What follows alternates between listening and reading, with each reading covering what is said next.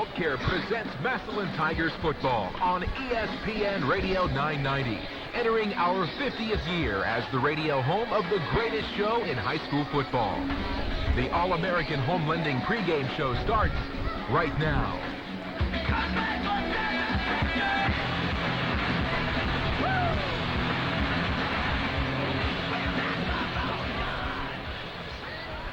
In Massillon Tigers football on ESPN 990. Good evening, everybody. Ray Jaski and Al Hannon from Paul Brown Tiger Stadium in Massillon on the campus of Washington High School in Massillon, Ohio. And a good evening to you, those of you listening on ESPN 990 and worldwide on ESPN990.com. We bid you a warm welcome to a very warm and sultry evening where high winds and possible rain are in the offing.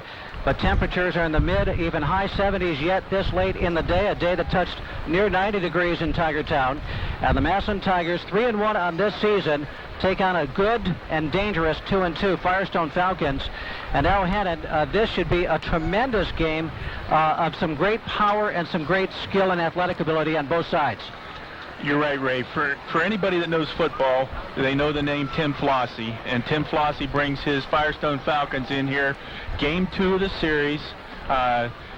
It's a series that we want to keep. We talked about that last week when we were up at Menor. Unfortunately, with Menor, we can't. But this is a series we want to keep.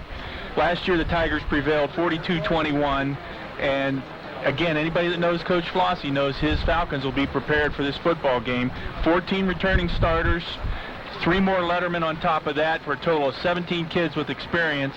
So this sizes up to be a good ball game and hopefully win number 800 for the Tigers. And when one talks about the Firestone Falcons, Al Hannon, sizes is the right terminology. They size up very well indeed.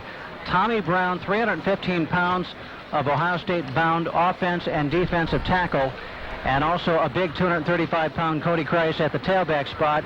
Al Hannon, Firestone is nothing if they're not big. Well, Ray, you're right.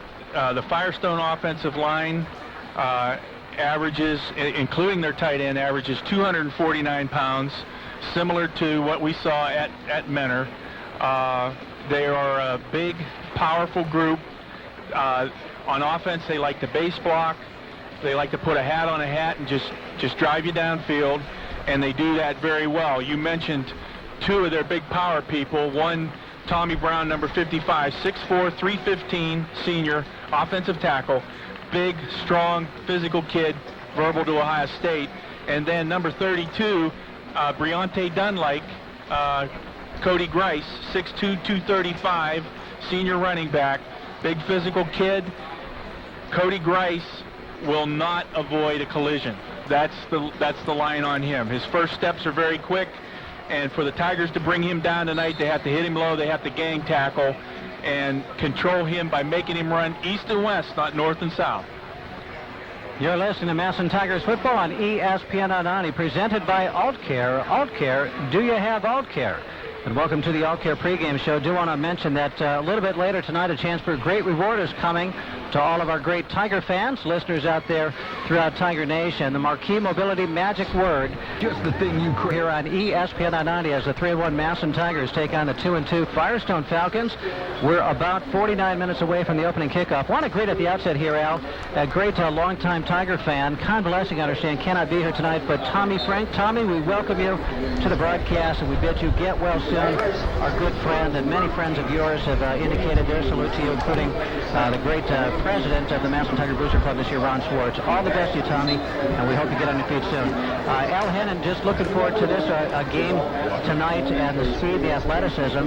It's not only Tommy Brown, who is a load blocking for that Firestone Falcon team.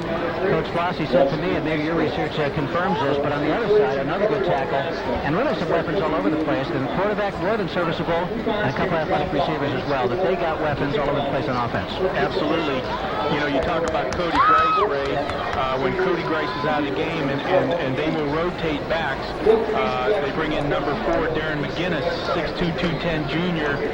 He's a two-way player, running back, linebacker, excellent speed. And one of the things that's typical of Tim Flossie is when he gets into short yardage situations, and sometimes not even in a situation, he goes into the wishbone. And Darren McGinnis will come in as a halfback in that wishbone set. There's another big power guy, number 56, De'Air Smith, 5'11", 265-pound junior.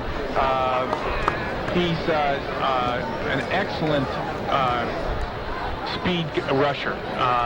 He's very physical.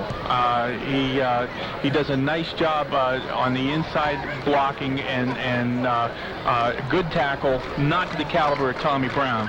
You talked about the quarterback, number 9, Nick Heimbaugh, 6'2", 170-pound junior quarterback. Very efficient passer, average runner. He likes to throw the 3-step, which is the quick passing package. And he likes to throw on the run, attack the sideline and throw, and he does that very well. Defensively, they're just packed with talent. Anchor on their defensive line, number 65, Rossman Burt, 6 foot 260, senior defensive end. He is their run stopper, along with Mr. Brown, who plays the other defensive end. Number 33, Marcus Dempster, 5'9", 185-pound senior inside linebacker, one of their returning starters, and he's the anchor on the inside of the linebacking core. And then a name that you and I were familiar with last year, Ray, number 2, Damon Eason, who was their quarterback, 6 foot 180. He has moved to outside linebacker. He's a senior, and he's playing a great outside linebacker this year for Tim Flossie. Their secondary is probably their key, and probably if you talk to Tim Flossie, he would say he would be most proud of his secondary, made up of number 12, Dedonte Cheatham, 5'11", 175-pound junior corner. Number 14, Lawrence Jackson, 6'2", 170-pound sophomore corner. Number 3, Stephon Willis, 5'10", 165 junior safety. And number 1, Larry Sullivan, 6 foot 175-pound senior. They have seen the spread offense, and Tim says they are ready for what the Tigers can give them tonight. So it should be a tremendous battle. Just watching the or the Firestone Falcons do their stretching, Al, and I'm watching Tommy Brown as one of the captains out front. He is just a mammoth human being. You look at him, watch him stand up right in front of us now, number 55. I mean, that looks like, you feel like you're watching an NFL team warm up when you look at him. He is just that big, 6'4", 315. And one scouting report had him clocked in a 4.940. Al, guys that big shouldn't be that fast. And we're told earlier this week, Tim Flossie, that some ankle issues have hampered Tommy Brown's explosiveness, his quickness just a little bit. And if that is the case tonight, the Tigers get a little bit of a break. If not, they might feel all of his power and his ability to dominate the line of scrimmage. So we will see how that develops and what he looks like to us. It is hot, it is muggy, and now you made a comment with just 55 guys on the roster total that a hot, muggy night favors the Massillon Tigers, for whom depth is probably less of an issue. Absolutely. A lot of two-way players for this Firestone team, and key two-way players. So, when you see those defensive backs line up against our two great, D1 guys in Olak and Smith, could pose a little bit of a problem late in the game for the Firestone Falcons. We'll take another time out here on the Elk Here pregame show. Ray Jeske with Al Hannon. Eric Noyes here producing the program, and Chad Hannon just waiting for his turn to make some comments from the sideline. That's ESPN 90. Joining us now on our Affinity Medical Center injury update and our weekly preview of the contest, Coach Jason Hall of the Massillon Tigers. Jason, big game, big home game tonight. Good to be in the friendly confines of Paul Brown. Yeah, we're always happy to play at home. We've been playing pretty good on the road, but we like playing at home. Absolutely, and a big game here, big, maybe symbolized by big Tommy Brown. This kid's a load. Yeah, I mean, their team in general is a very big football team across the board. They got a couple 265, 270 pounders besides him on the offensive line. They're good football players. Their running back's big. I mean, they got a big physical football team. So big team, a lot of athleticism. On the offensive side, Coach, what do you see as the key in terms of penetrating their defense? Well, they're going to be playing a lot of man-to-man coverage, bringing 5- and 6-man pressure. So we got to do a good job protecting the quarterback. We got to get the ball off in space and be productive. And like always, what really set us up last week is being able to run the ball and being able to mix that up. So, we got to have a balanced attack against them. What about on the other side, their team when they're on offense? Obviously, Brown is famously big and talented, but I understand the other tackle is good. Christ, the power running back. Quarterback, does he pull the trigger in terms of giving them some multiple opportunities? Yeah, they do look pretty solid in their three-step passing game. They have a couple of boot passes that the quarterback throws pretty good on the run. So, they're not one-dimensional by any means. They have a couple running backs that they give the ball to. They got a couple speedy guys they get in there. They're very athletic, so they have a pretty balanced attack. I'm very impressed with. What about kicking game? I know I saw somewhere one of the teams up in Akron, a female soccer player as their kicker. Is that Firestone or is that somebody else? Yeah, they have two kickers. They have, a female place kicker, and then they have a male guy that actually kicks off for them. And ladies and gentlemen, good evening, and welcome to quality kicking game. So a big challenge there. Coach, as always, we ask you about the Affinity Medical Center injury update. From a health standpoint, I know getting back Aaron Roby has been kind of something everybody's been hoping for. Is Aaron back today, and how about everybody else? Yeah, we're actually, last week we played without three of our starters in the matter game, so, and they're all playing this week, so we're looking forward to having everybody back. Boots did a great job playing linebacker. He's going to play as well, gives us depth in there. But yeah, we're finally getting back to full strength, so we feel pretty happy about where we're at from an injury standpoint. Well, great job, and good luck to the Tigers tonight against the Firestone Falcons. Thanks, Coach. Thank you, Rick. There you have it, our Affinity Medical Center injury update with Coach Jason Hall of the Massillon Tigers, back with more on our Old Care pregame show on Massillon Tigers football, ESPN 990, right after this. The defensive end, number 50, 6'2", 255-pound senior, Brian Robinson. At nose guard, number 17, 6'6", 210-pound senior, Morgan McHugh.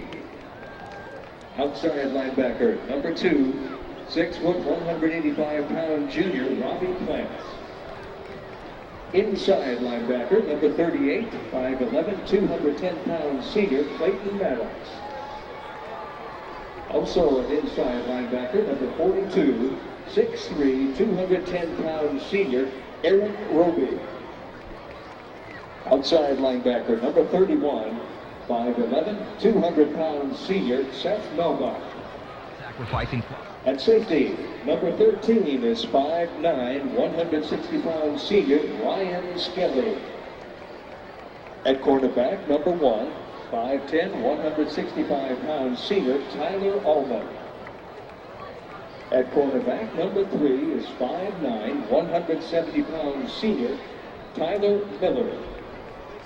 And the safety is number 24, 5'11", 175-pound junior, Alex Winters. Head coach of the Massillon Tigers is Jason Hall. Watching the Ohio State-Michigan football game on TV, it's actually...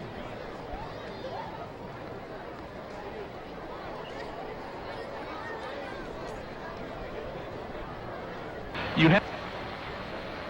Joining us now for our Tiger Rag review, Massillon Tiger Swing Band director Jason Neal. Jason, a little bit of a homecoming, and as you said last week, it takes a couple of weeks to prepare for a new show. Yes, absolutely. In fact, we're working on 3 shows right now because the next 3 games are at home. You're working on something for this week, already working on some things for next week and the following week at the same time. How do you keep all those timelines straight and all the material separate? It's a challenge.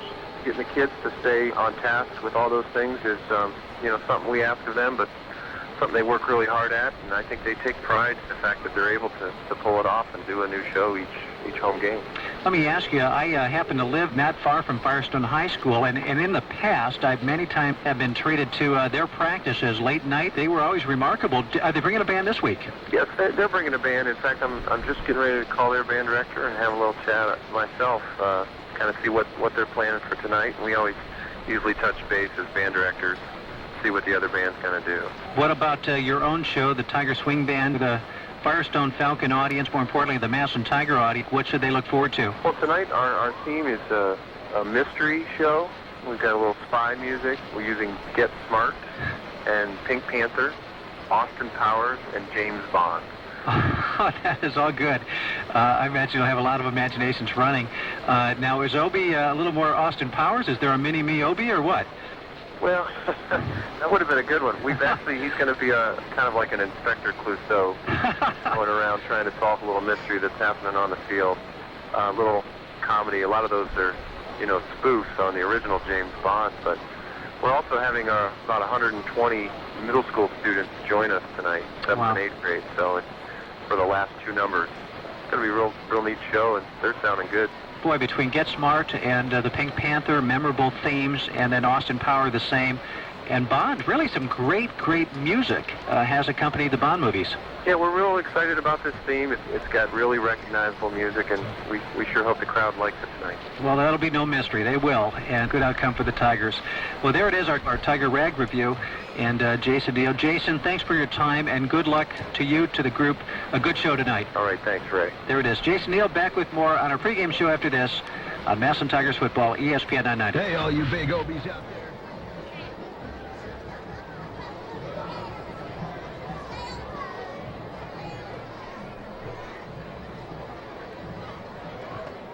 Check.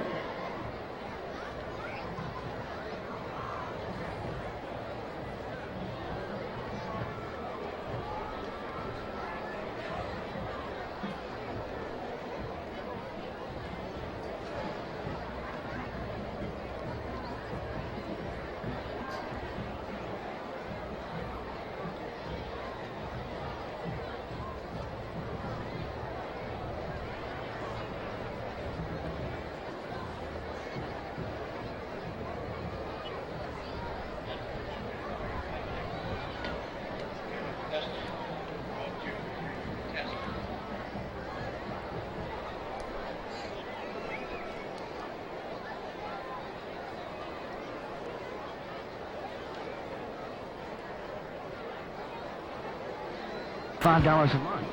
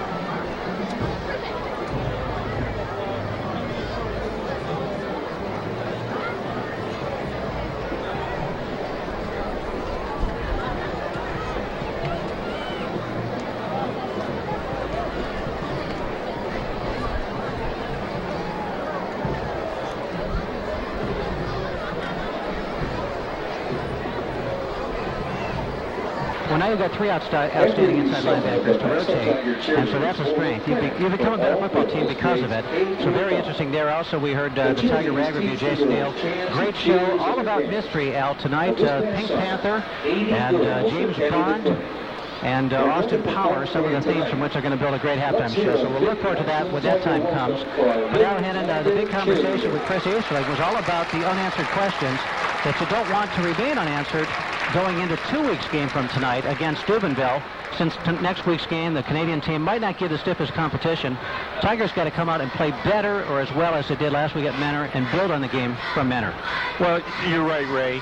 I think last week we finally were able to put a face on the Massillon Tigers, and that face was Kyle Kemp, yes, and our two outstanding Division I wide receivers, and Jake Ryman coming out with another 100-yard game. At Menor, we played our best all-around football game thus far. Chris brought up a great point when we were talking here. We have not played well in the confines of Paul Brown Tiger Stadium. That's interesting. And he's right. And we need that face needs to continue into tonight's game with Kyle Kemp and Ryman and our two guys. And just the other thing, Ray, we haven't put, I don't think, a full team effort together yet. Where we've just stymied an opponent on both sides of the ball. You know, hopefully that happens tonight because, you know, you've got a little bit of a breather coming in with the Canadian team, but then you've got stiff competition behind that. You're going to get a half of play maybe out of the ones, maybe into the third quarter with the Canadian team, and then we're going to be prepping for Steubenville, and that's going to be our big ball game coming up. So, you know, the face has to continue. We have to continue the progress that we've made. Talking, of course, about this night's game as the coin toss is just about to take place, Al. The Massillon Area Credit Union coin toss out on the field. We see the 6 Massillon Tiger captains out on the field that include Devin Smith and Seth Nullback and Tyler Miller and Brian Robinson and Justin Olak, among others. Well, Clayton Maddox, the other guy whom I did not mention, Tommy Brown, one of the captains for the Firestone Falcons. And Cody Grice, the other one. Cody Grice, Andrew Campbell. So rather make that, no, you're totally right. Larry Sullivan. Cody Grice is the other, that's right. And so we've got those two kids out, the two workhorses that are the most famous of the players. So the coin toss is about to get underway, and we will let Al call that for you as it unfolds. This coin toss is brought to you by the Massillon Area Credit Union. Contact your Massillon Area Credit Union and check out their special promotional rates on new and used vehicles, featuring some of the best rates in Stark County. Also, we direct your attention now to Big Field. I said Gary House-to on the floor, out of the stadium for photographing for Bucknuts.com, my good friend. We made reference to him in the show this morning. Coin toss has gone up in the air. It's been caught by an official, Al. And Firestone has won the toss and deferred. We'll see what the Tigers want to do as far as field. Barry Wilson. Side judge is Robert Sugat. And the field judge is Tom Gilliland. This is the Massillon Area Credit Union coin toss. The Tigers will receive from the north end of Paul Brown Tiger Stadium, which means Firestone will be kicking from the south end, and that'll mean Firestone will have the ball to begin the second half. It also means the Tigers will face a stiff wind going left to right on the radio dial to start the game. Look at Old Glory. She is blowing horizontal to the north, away from the scoreboard, out the closed end of the stadium. That is the flagpole end of the stadium. And so that means the Tigers will receive the ball going into that stiff wind to get started. Interesting, parachuted little objects, little cows from Chick-fil-A are falling off of the roof here at Paul Brown Tiger Stadium right now. Quite a number of them. And I think that means a free chicken sandwich if you catch one, Al. That's what I think that means. So if you guys will excuse me for a few minutes. By the way, speaking of food, I want to thank the wonderful Italian restaurant in downtown Massillon, Smiley's, for providing our broadcast crew's pregame meal. And that's the place for your pregame meal for every Tiger game. Smiley's in downtown Massillon. Pasta the way it was meant to be. And Al Hennon, the best rigatoni I've had in forever. Smiley and his crew, they are chefs from the old world, baby, and they make it great. At the outset, Al, you know, Marquis Mobility is the sponsor of our opening kickoff. I think of healthcare and health issues when I think of Marquis Mobility. And one of those not able to be here tonight, convalescing, is an old Tiger fan named Tommy Frank. Tommy, we just want to say hello to you on behalf of many of our friends who brought to our attention your convalescence. We wish you, and they wish you, Ron Swartz and many others, get on your feet fast, friend, and come on down to Paul Brown Tiger Stadium. We'll look forward to seeing you when that time comes. We're getting ready now for the broadcast of the Tigers' 5th game of this 2010 season. 3-1 on the season, number 8, and the computer polls were they to come come out, or the computer rankings were there to come out right now. That, of course, is Division I and Region 2. And now they got some great wins, a Glen Oak team that should win lots of games, with Glen Oak in a fight for their life against Fitch at the Glen Oak House tonight. A lot of big matchups throughout that Federal League. A very interesting Federal League this year, because there's breadth to it, not just a couple great teams, but 5, 6, 7 dangerous teams. So very interesting. Very, very good accounting of themselves so far. Lake so far. Fitch, all of those teams at 4-0. And Glen Oak at 3-1, of course, with Briante Dunn with 1,070 yards rushing in just 4 games. So it's very interesting. And the Jackson Polar Bears at Fawcett Stadium. So we'll be making lots of announcements throughout the game tonight of these matchups that people all around with great computer ramifications are going to want to know. Yeah, and I just talked to some folks that have seen Perry. I haven't had the opportunity, and they say Perry is a real good quality on both sides of the ball football team. That will make it very interesting, and you know, our neighbor to the east here might just turn the Federal League upside down this year. And boy, what a tribute that would be to their hire of Keith Bodeker, a longtime friend of mine who was the coach at Nordonia for many, many years, and elevated them to significant heights. In fact, Al, they played here. We talked about it earlier tonight over dinner. In a state championship game against Javon Ringer and that great Chaminade Julian team that defeated them. But he has brought a team all the way to the Division II state championship game, and now up in D1, he's turning them into a 4-0 power overnight, it seems. And when you beat Hoover 56-19 last week, as they did, you are an explosive football team.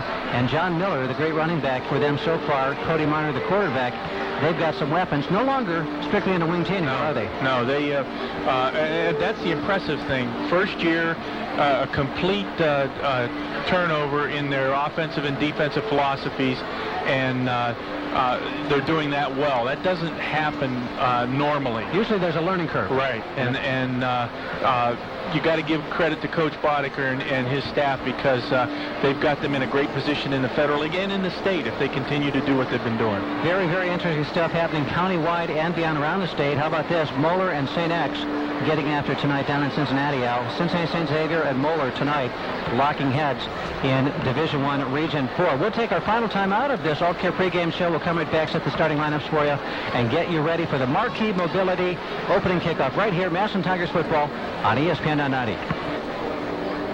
The Massillon Area Credit Union, rock solid and here for years to come, invites you to take advantage of this outstanding offer on a share certificate. With minimum deposit of $1,000 of new money for a 9-month term, you receive 2.0% APR and 2.02% APY. That's right. Stop by.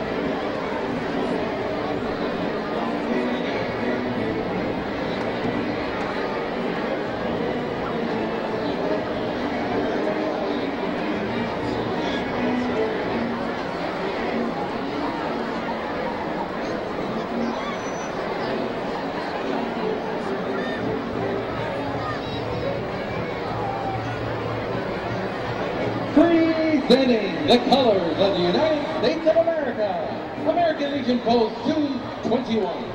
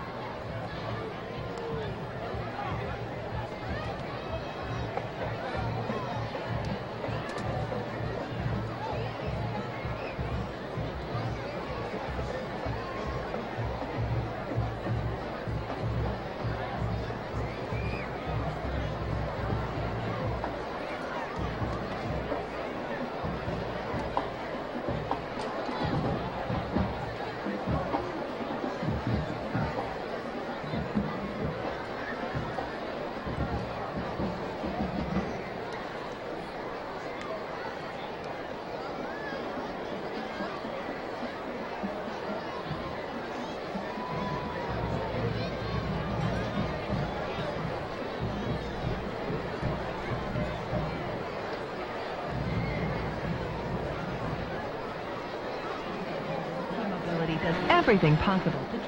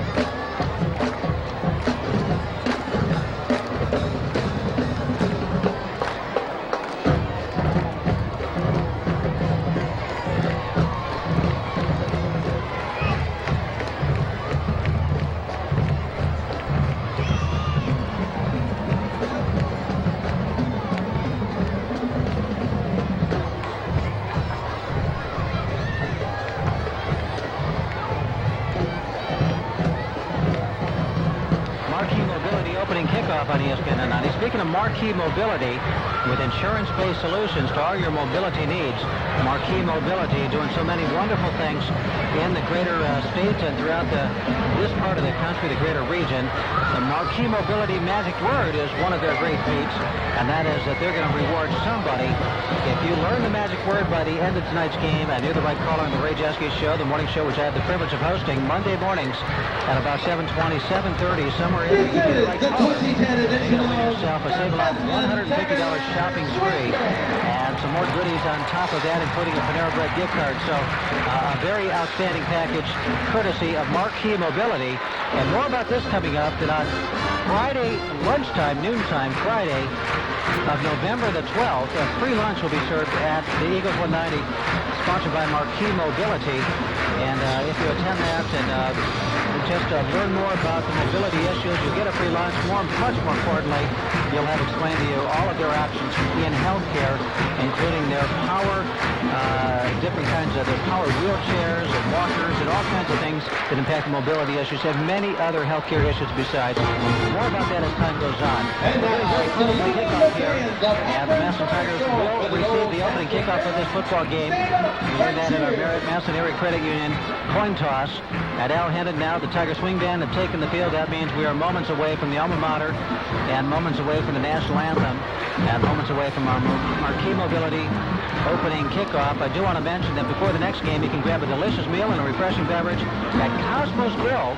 They're voted in the top 5 in Fox 8's hot list again this year. If you bring your high school or college football ticket stub, that means your Tiger ticket stub to Cosmos the week of the game, you'll receive a $10 discount off your food order. So that ticket you have going into the upcoming game, the ticket stub from the past game, is as good as a 10% off discount coupon when you go to Cosmos. Of course, they got the great outstanding banquet facility celebrating 5 years of being just different enough. That's Cosmos. Also, the holiday sports banquets, the reunions, the holiday parties in the upstairs, they've got it all. Cosmos Grill. And Al, this is so exciting now. The Tigers want to get off to a very good start. You cannot afford, I would think, to have anything like that which happened in Game 1. That is an opening kickoff against you. The Tigers get the football. They want to protect it, and they be the ones that go down and score the first touchdown. Absolutely, Ray.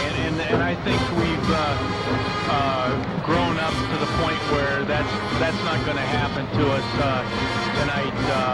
I know the coaches have coached the cover teams up, and I don't think we'll see the blazing speed. Firestone does have speed, but not the blazing speed that the Buffalo Griffins had. So we start this game off with a good offensive series and play good defense. We'll end up here with number 800 at the end of the day. That is win number 800 I was talking about. The Tigers have 799 wins in their series history. Key Mobility, the important number in their Mobility for Life program, is this phone number right here. You can call right now or mark it down and call later. But this is the beginning of a new life of mobility for you. 330-497, locally here, 497-5373.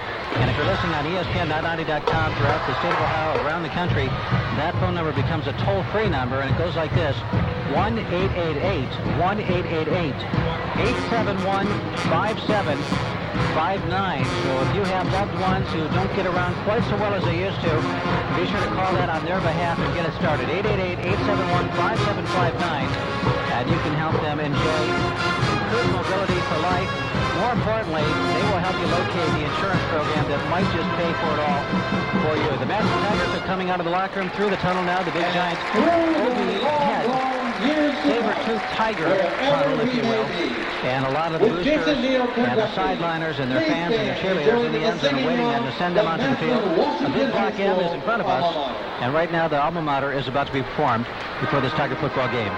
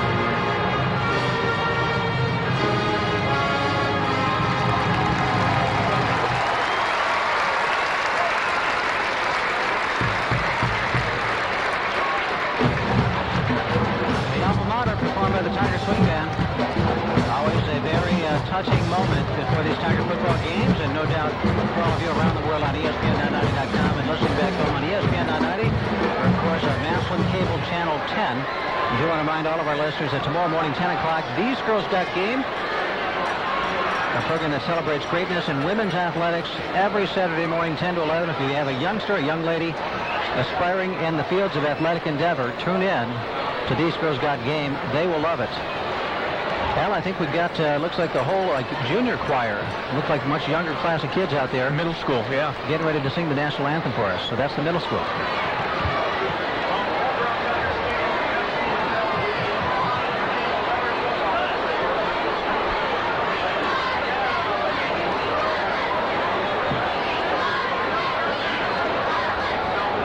The clock has come to all zeros, so the Marquee Mobility opening kickoff is due as soon as the national anthem takes place. The band clears and the players run out on the field. No sight yet of the Firestone players. Tiger players are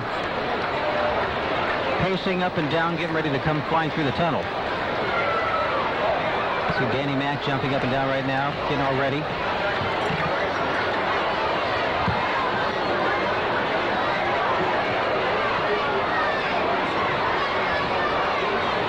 Just awaiting the signal, Ray Jeske, Al Hannon on ESPN 990.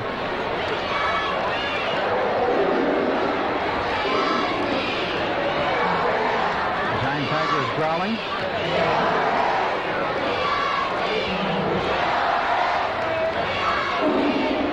I don't know if Francis Scott Key envisioned the Giant Tiger growling before this national anthem would be sung. But it works.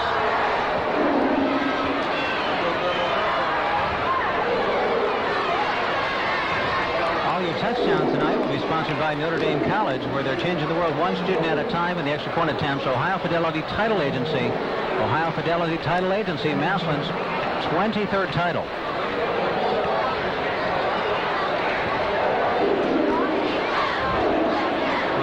coaches are nervously pacing the field. Steve Kovacs looks like he's going to go hit Obi if they don't get the game started soon.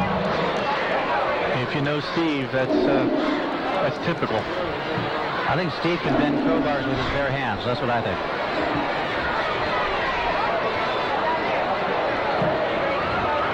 That is one powerful dude who hasn't looked any less powerful with age. Like a fine wine. He just emanates danger. Good crowd on hand, orange and black, but not the accompanying crowd that beats up the attendance from the opposing team, and that's not been so uncommon with some of the Akron City Series teams. I do see some green and gold across the way. What would that be at the bottom of section 16, 15 and 16? Those would be Firestone Falcon fans, but add their band in section 18. Sparse on the east side, with the threat of rain that we didn't get, but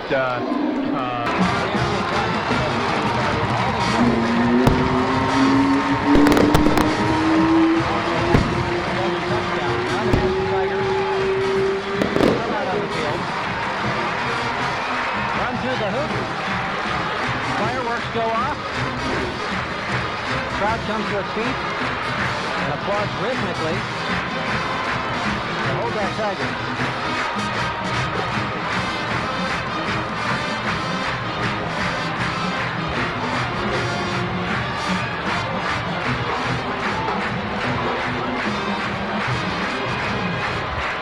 Firestone is now coming out of their locker room.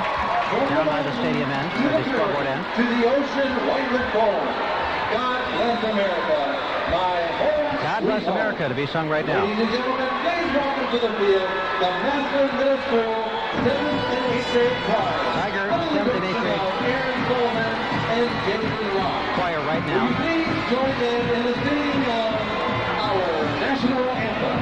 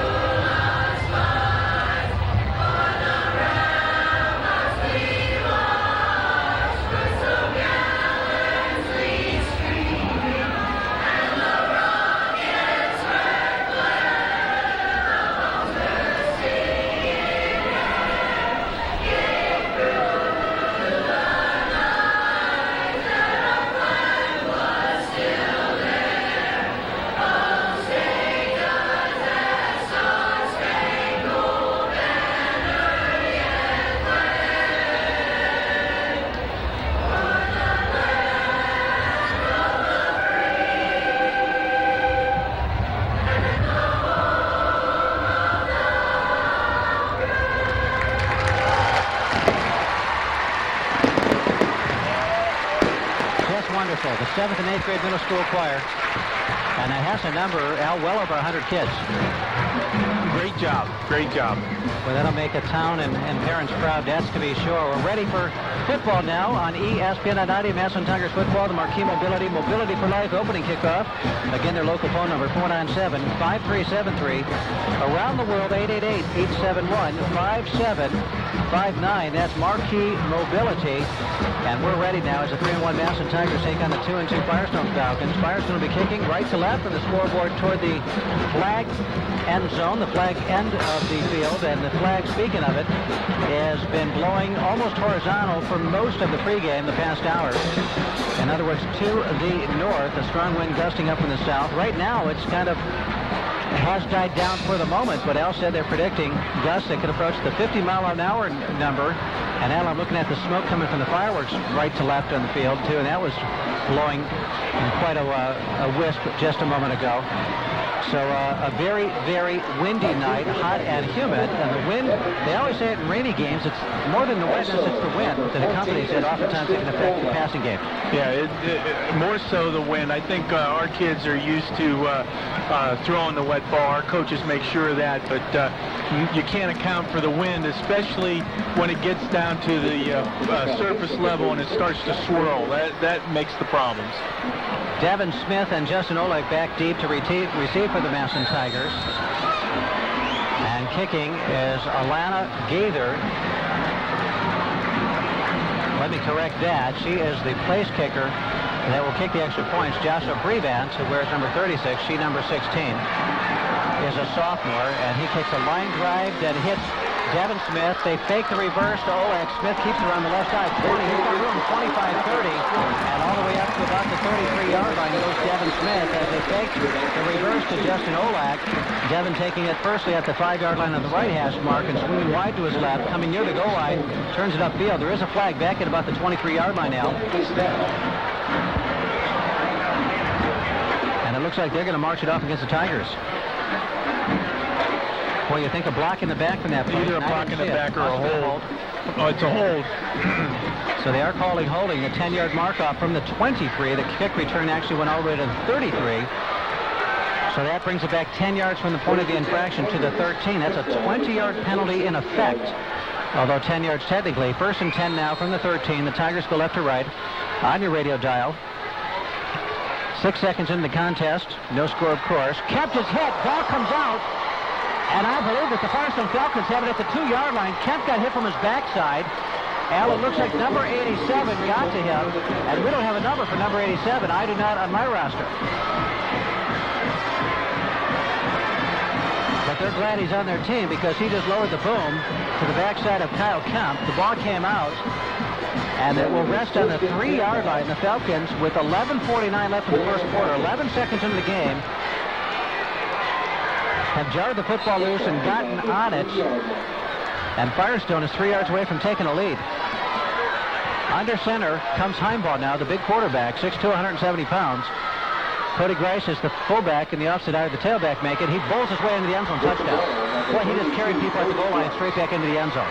Well, and you know what, Ray? The impressive thing with that is the fullback. He is 5'10", 5'9", 175 pounds, and he is one tough little dude. He just roared up in there and opened the way for Grace just to bull his way through. In our pregame preparation, Al used the term kamikaze. Yes. And that's appropriate. Now the little girl who kicks the extra point, she was 8 for 8 last week in a 72-0 blowout, and she's good on this one. 7-0 on your home appliance scoreboard. Back after this, the Tigers trail 7-0 on ESPN Donati.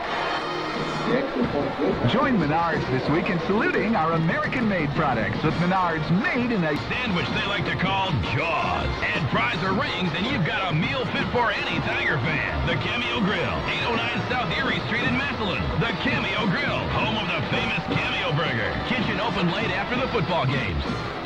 The kick by Brevance, scooped on the ground. Brevance kick up, shoots on the ground, past Devin Smith into the end zone. And the Tigers will take it at the 20-yard line. They trail 7-0 if you just joined us. We're just 16 seconds into the contest. The Tigers receive the opening kickoff, and they already trail 7-0. As from the first play from scrimmage, Kyle Kemp got hit from the backside. The ball came out inside of his 5-yard line, and Firestone, on a 1st and goal from the 3, plunged in for the touchdown. Extra point is good, 7-0 Firestone. Kemp now in shotgun, standing on his 15. Hands off. This is Alex Winters, and he comes through the right side, really right over the A-gap, and takes it out all the way to the 29-yard line. And again, what we said, Ray, we were in the spread. Firestone was in there 3-4. That creates a lot of bubbles to run to, bubbles being where the linebackers are positioned, and Ryman picked a good bubble for the 8 yards. Actually, Alex Winters back there, Al, and that's an interesting development, and he gets a start at the tailback spot. He did not last week. Now a quick out by Kemp, and it's incomplete to Devin Smith, as he was hit immediately upon touching the football by Darren McGinnis, the great big tailback, also playing some defensive back there. And Al, do you find that interesting? Because Jake has been so effective, 5.6 yards per carry, that they went with Alex Winters to start this game. Well, maybe we've got an injury we don't know about. I asked, and they said that we were pretty healthy. So, maybe Winters worked his tail off and deserves a start tonight. Interesting. Now the toss sweep right side, turning it inside is Alex Winters. They're trying to pull the ball out at the 30-yard line. And on a 3rd and short, he'll get back to the line of scrimmage, but no more. First down. It is a first down. So he needed the 30. He got the 30. And first down for the Massillon Tigers. They got the opening kickoff, or the second kickoff of the game, at the 20 following the touchback. 3 running plays later, they got a first down. Alex Winters in to start. Kemp in the back, so a junior and a sophomore back there. Quick out to Justin Olek on the right side, and he drops it. He was running before he had it. The ball was a little bit behind him. Just a quick look in from the right side, the boundary side of the field. And Justin Olek, a rare drop by him, but the ball was behind him. Right. And the pass to Devin Smith was led a little bit too much on the slant. So we've got to settle down at the quarterback position, and we'll be fine. And it might be that Kemp just getting rattled on that first hit. You kind of get a little bit nervous back there. You start throwing the ball a little bit too quickly, because you're afraid you're going to get pressure from where you don't see it. Now under center is Kemp, offset eye. Clayton Maddox, the fullback. And now the toss sweep goes to the left side. He cuts it up, does Alex Winters. And on 2nd and 10, he now gets no gain, and it's 3rd and 10. 10:30 left in the first quarter. Actually has lost about a length of a football. So about 10 and a half yards to go for the first down. 3rd and 10. 10:25 left, first quarter. On your home fine scoreboard, 7-0. Firestone in the lead. Kemp now in shotgun. 3 wide receivers. Back to throw. Make that 4 wide receivers. Devin Smith on the right side goes high, catches it right exactly at the 40-yard line. Should be another first down, and it is. 10-11 mark.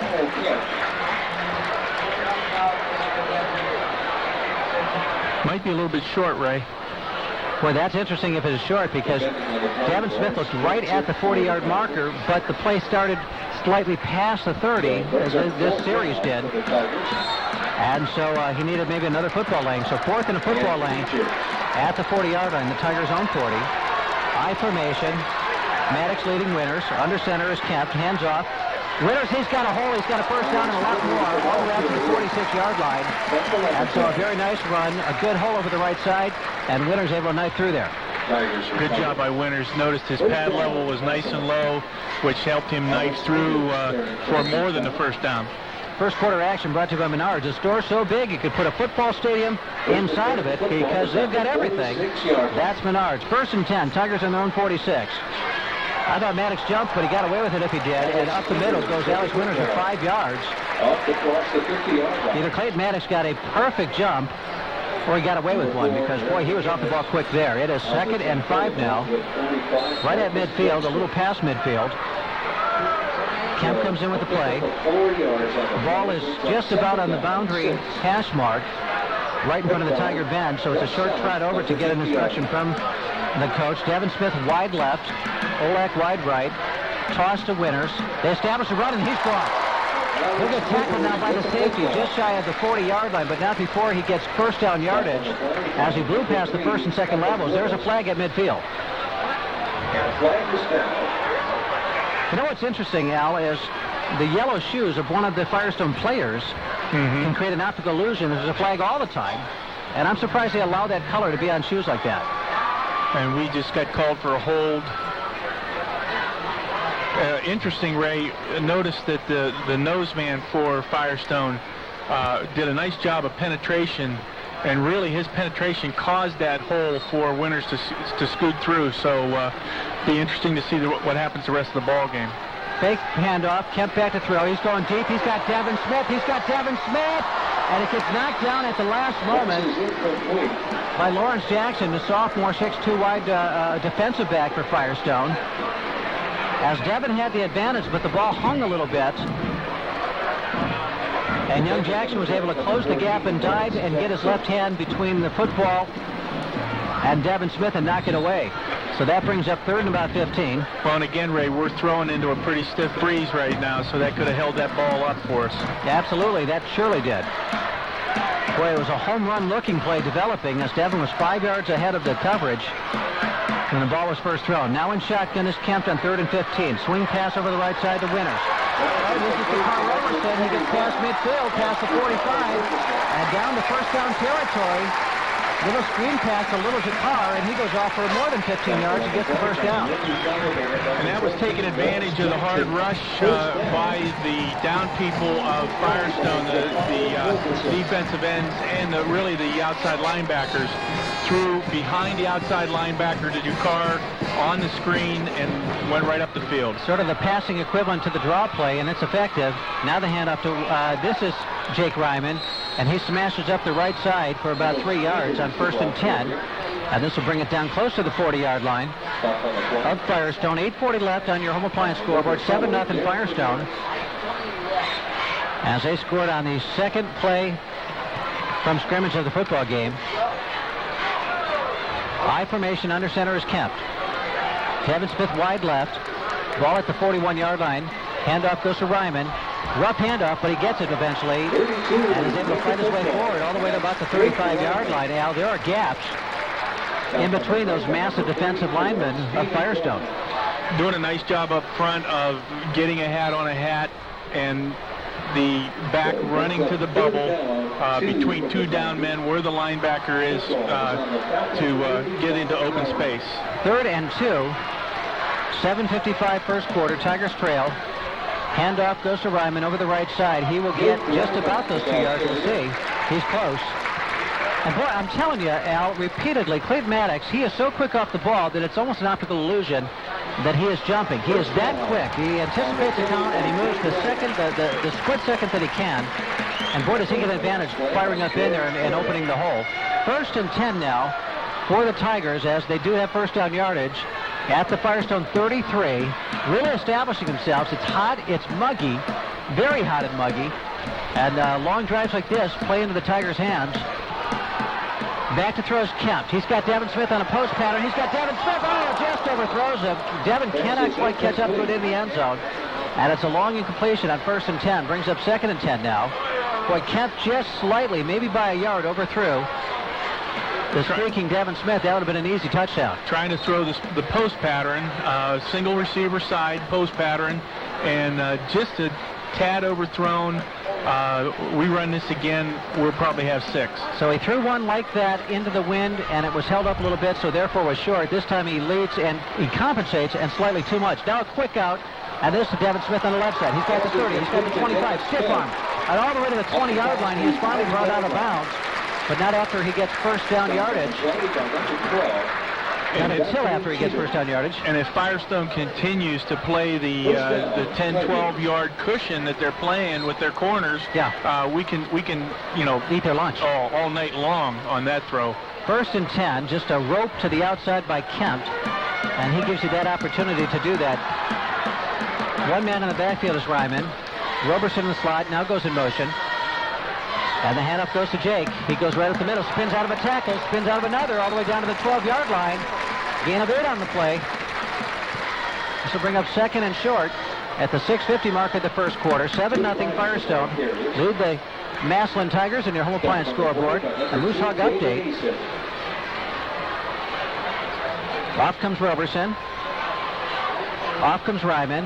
Empty backfield now. Alex Winters and Seth Nallback and Devin Smith in a bunch formation now on the right side. That's interesting. We've not seen trips with that personnel package before, I don't think. I don't remember Nallback being out wide like that. We may be getting an illegal participation call, and that's what exactly it is. So man slow getting off the field? Yeah, well, or man's too many men on the field. Right. So Nallback just came off the field now as they're changing something as they march off 5 yards against the Tigers. Makes it 2nd and 9. Back to the 18-yard line. 6:37 left first quarter. 2nd and 9 from the 18. First down yardage will be the 9. Tigers a nice drive thus far. Their second possession of the game. They fumbled on the first, leading to the Firestone touchdown. Kempt in shotgun, the young sophomore. Roberson in motion. Quick out to Roberson in the flat. No, Kemp's going to keep it, and he goes down as he is hit hard from the backside again. The pocket just kind of collapses on him. from the place that he can't see it, right behind him. And Kyle Kemp was looking again for the swingman, Jakar Roberson. But like you say, Ray, I don't think there was any way he was going to get out of that mess. The pocket just exploded on him, and he went down. So, chalk that one up to you might as well eat it rather than fumble it. Certainly, if life turns into a tug-of-war between the fronts, Firestone will probably win that most of the time. They're just bigger kids, and they won that time. Kemp back to throw now, dumps it off. He's got a man who is tackled immediately, and I think this is Jake Ryman. It is Jake Ryman, right at about the 22-yard line. He is immediately brought down by this powerful athlete, Darren McGinnis, number 4, 6'2", 210-pound junior. He plays tailback, he plays strong safety, and he read that his man coming on the back was going to get the football, and that was a great tackle. And they did a good job of setting the screen up. It was screen right to the halfback, to the one-back, and McGinnis just did a nice job from his linebacking position to sniff it out and make the tackle. So the Tigers have their 21 on 4th down. It would be a 39-yard field goal. They like to go for it on 4th and 11. They need the 9-yard line. Back to throws Kemp. Quick out, 3-step drop. Pass Devin Smith. Look out. 10, 8-yard line, first down. He slashes through the tacklers for just enough for first down yardage. What a great run after the catch. The yak yardage of Devin Smith. By the way, I want to welcome everybody listening worldwide on ESPN990.com. Tommy Frank, a special greeting to the convalescent Tommy Frank. Tommy, we hope you get on your feet soon. If you're listening on ESPN990.com worldwide, feel free to send us an email, ESPN@ESPN990.com, and let us know where you're listening. We'd love to send you a greeting back your way. Had callers, emailers all the way from Switzerland last week. I formation now, 1st and goal. Handoff Ryman into a pile. He'll get maybe a yard, down to about the 8-yard line. Line of scrimmage was the 9. He gets 1. 4:20 left in the first quarter. 7-0 Firestone. Tigers threatening. Great games all over the state of Ohio tonight. Great games all over Stark County tonight. And in this heat, Ray, this is a great drive for the Tigers because this defense for Firestone That'll go down. Field a long time. That's right. Devin Smith wide left, ball on the right hash. And now it's the handoff. Ryman looks like a touchdown, and it is. Right at the middle on the draw play. And he beats one man on about the 3-yard line and got into the end zone for the touchdown. 7-6. That touchdown brought to you by Notre Dame College. For the chance of the word one student at a time, go to NotreDameCollege.edu to see how you can change the world. Do now your Ohio Fidelity Title Agency. Extra points. Their open house is coming up soon. Ohio Fidelity Title Agency. More about that in a little bit. Ball is down. McCarthy's kick is up. And the Ohio Fidelity Title Agency extra point is good. 7-7 on your home point score. We're back into this on ESPN 990. Join Menards this week in saluting our American-made products with Menards made in the... Tasting Tango's tortilla chips, officially licensed as the crunch of the party. Tango's tortilla chips always take a touchdown tango try. ESPN 990. Tigers kick it up on the ground. It is picked up at the 28-yard line by McGinnis. 35-40, 43-yard line. He accelerated all 210 pounds right through a little seam, and it's a good return for the Falcons. Now we'll see how that drive affected their down people that are playing both ways, especially the big boy, Mr. Brown. Tommy Brown, 6'4", 315. Wears number 55, plays right tackle typically. Headed for Ohio State. And he is a beast. His workout numbers are extraordinary. Power and speed. Handoff now goes to the wingback, and he is able to get about 2 yards to 45. The 45, where he'll be stopped and thrown down. Alex Winters in on the hit. Also Ryan Skelly. Good job by the Tigers of reading their keys and staying with their assignments. That was a little bit of what they call a crossbuck, where they sent Grice to the right and came back with the fullback. And Tigers did a nice job staying home, making the 2-yard stop. So now the quarterback is in shotgun. His name is Heimbaugh. He gives it to Grice. No, he gives it to McGinnis. And McGinnis, Darren McGinnis, slams up in there. And he gets you about 4 yards this time, a little past midfield. Well, they'll mark it just at the 50. So they'll bring up 3rd and 4. Interestingly, Cody Grice was not out on the field. Now he is. big fullback is on the field right now. Ohio Fidelity Title Agency has an open house coming up. More about that after this play. 3rd and 4. Under center is Heimbaugh. And the big man is Grice. He stutter steps to one side, gets the handoff. He is met right at the line of scrimmage by a lot of people. Ryan Skelly, Alex Winters, and little Tim Dimitrov kind of getting to his ankles and tying up the Giant. And gotta say, Alex Winters has had 3 great ball games in a row, including the first half of this game. Coming up from his safety spot and actually getting in and tackling Grice for no gain. Well, he is quick at reading keys and going where he should go. 2:15 left first quarter, 7-7 tie game. On your home appliance scoreboard, Devin Smith, the lone safety, to receive the punt. Punter is standing at his own 37. Good snap. And a very good spiraling punt that'll drive Devin Smith toward the end zone. The ball will carry into the end zone. And Firestone will get it 1st and 10 at their own 20-yard line. 2 minutes, 1 second left in this first quarter action. Ohio Fidelity Title Agency want to invite you to their open house so you can welcome them, Massillon's newest downtown business. And you can come and get acquainted with all your new business neighbors at a wine and cheese open house Thursday, October 7th from 3 to 7 p.m. Bring your business card to enter a drawing for a chance to win a weekend getaway for 2 at the Inn and Spa at Honey Run in Millersburg, Ohio. Sounds like a great thing. And right there at Lincoln Way and Erie Street, essentially, the brand new Ohio Fidelity Title Agency. And already an outstanding new tenant led by attorney Dave Kennedy. So we've got a penalty flag, and they're trying to sort out right now for us. They'll announce to us in a moment what is happening following that punt that went into the end zone. Tiger fans are applauding, Al. Personal foul on Firestone. So a 15-yard penalty. The 20 is not the line of scrimmage. It is instead the 35 for the Tigers. 1st and 10. Boy, Al, there are times I wish we had replay that would isolate those kinds of things. Don't know what the infraction exactly was. But Firestone, no team can afford in this game. Both opponents are too good to give the other team gifts like that. Toss sweep right side, Alex Winters. 35-40. 45-50.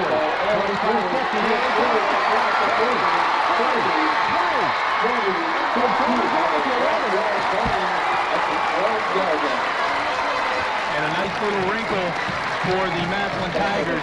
Something we haven't seen in the first set of ball games was just a simple toss sweep. The Winters did a nice job of blocking up front, stymied the corner and the safety.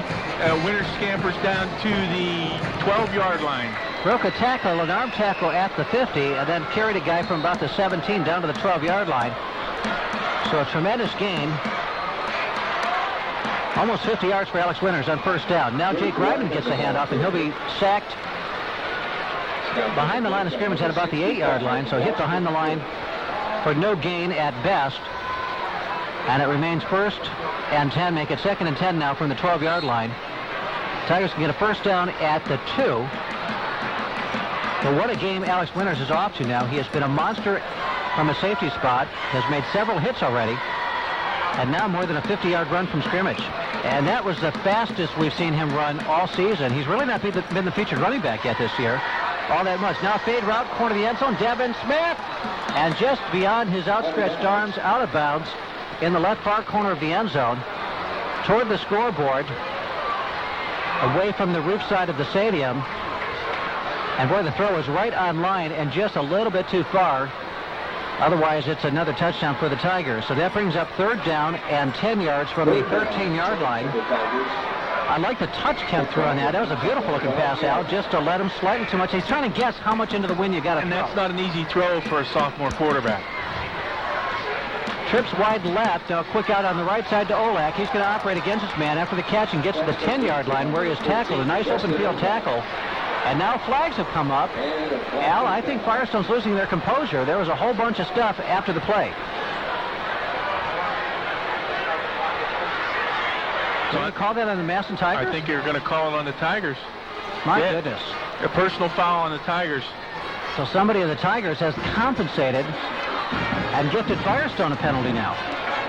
It seemed to me it was one of our offensive linemen. I'm not going to divulge a number. We don't do that in high school football. But a little chippy down there, and we got caught for one. Well, Boy, that is very unfortunate as the Tigers move it back now to the 25-yard line. That play had moved all the way up to the 10. And so the 15 yards pushes you back to the 25. That brings up third. And just about 27 yards, no, about 23 yards to the first down yardage. And now another flag at the snap. 7-7 is your score on your home line scoreboard. 55 seconds left in the first quarter action. 7-7.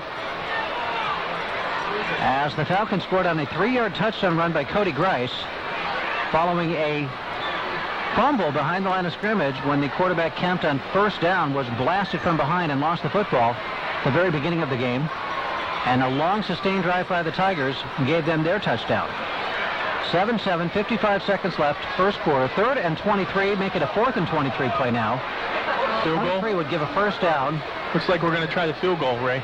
Boy, this will be, Al, a 42-yard field goal attempt as little Anthony McCarthy comes out, puts the tee down on the 32-yard line. So they've seen him increase his distance, apparently, but into a stiff wind, Al. I just wonder if this is possible. Would they fake it with Brody Ton holding? You know, they open up the playbook so much, it looks like... And Firestone's backed off. Like they're anticipating the fake, but no, it is a field goal attempt. It's going to be short and left. And so no good for Anthony McCarthy. I wonder, Al, they were thinking what we were thinking, that this might be a fake. Well, and credit the Tiger coaching staff. McCarthy's got a good leg. He's got to have the opportunities, the reps in real ball game conditions. So I don't fault the coaching staff at all for trying that field goal. My thought is if they're going the other direction with the wind at your back, now it's very much in his range. I imagine that added at least 5 yards of length, the stiff wind into his face, that he would have made it on a 42-yard field goal already. So now Firestone takes over in downs at just about their own, well, exactly their own 20. And they hand it off to Grice right up the middle. And look out, he goes through for 5 good yards as Alex Winters, Ryan Skelly make the tackle. Skelly having a great senior season. He's just earned every second of his playing time. Massillon Tigers on defense. Morgan McInnes the left end right now. Tim Dimitrov your nose tackle. Brian Robinson the right tackle. Seth Novak out on the right side. Aaron Roby, Clayton Maddox your inside backers. Alex Winters the strong safety. And now hand off right up the middle, Cody Grice. He'll get first down yardage past the 30-yard line to the 31. Tyler Miller is one cornerback. Tyler Allman the other. And Ryan Skelly is your free safety. And the Tigers, Ray, are running more of a 5-2 look. We've walked up our outside linebackers. We've got McCune and Robinson down as tackles with Dimitrov at the nose. And that would be typical because of the good running game of the Firestone Falcons. Well, that's the end of the first quarter action. With your score, Firestone 7, the Tigers 7. Back after this on ESPN 990. As a mission in downtown Massillon, stop at or call 330-837-4231 or visit them on the web at ohiofidelity.com. ESPN 990. And on first down, the Firestone Falcons go over the left side to Monty Anderson. No gain on the play, or maybe very short yardage on the play. Trying to run the option, Ray. That was the dive out of the option phase. So we need to be aware that the quarterback may stick it in there, pull it out, and run the option with the big boy. So actually a 2-yard loss on the play. The line of scrimmage is a 31 going left to right now on your radio dial. And that brings up 2nd and 12. Now the handoff with the right side to Anderson. 7 with the ball to Monte Anderson. Stop on the play by Alex Winters and number 2 Rodney Franks. 18 carries against 20 on 6 carries for Firestone. And so a huge offensive yardage advantage for the Massillon Tigers. 140 yards in 27 plays against 20 total yards of offense for Firestone in the first quarter, but the score is 7-7. As the Tigers had all the offense, but both teams have a touchdown. 10:50 left, second quarter. Under center now is Heimbaugh. Back to throw, rolling right. Up the field, has a man, he has overthrown him, but he goes high, makes the catch, comes down, and they're going to rule it out of bounds.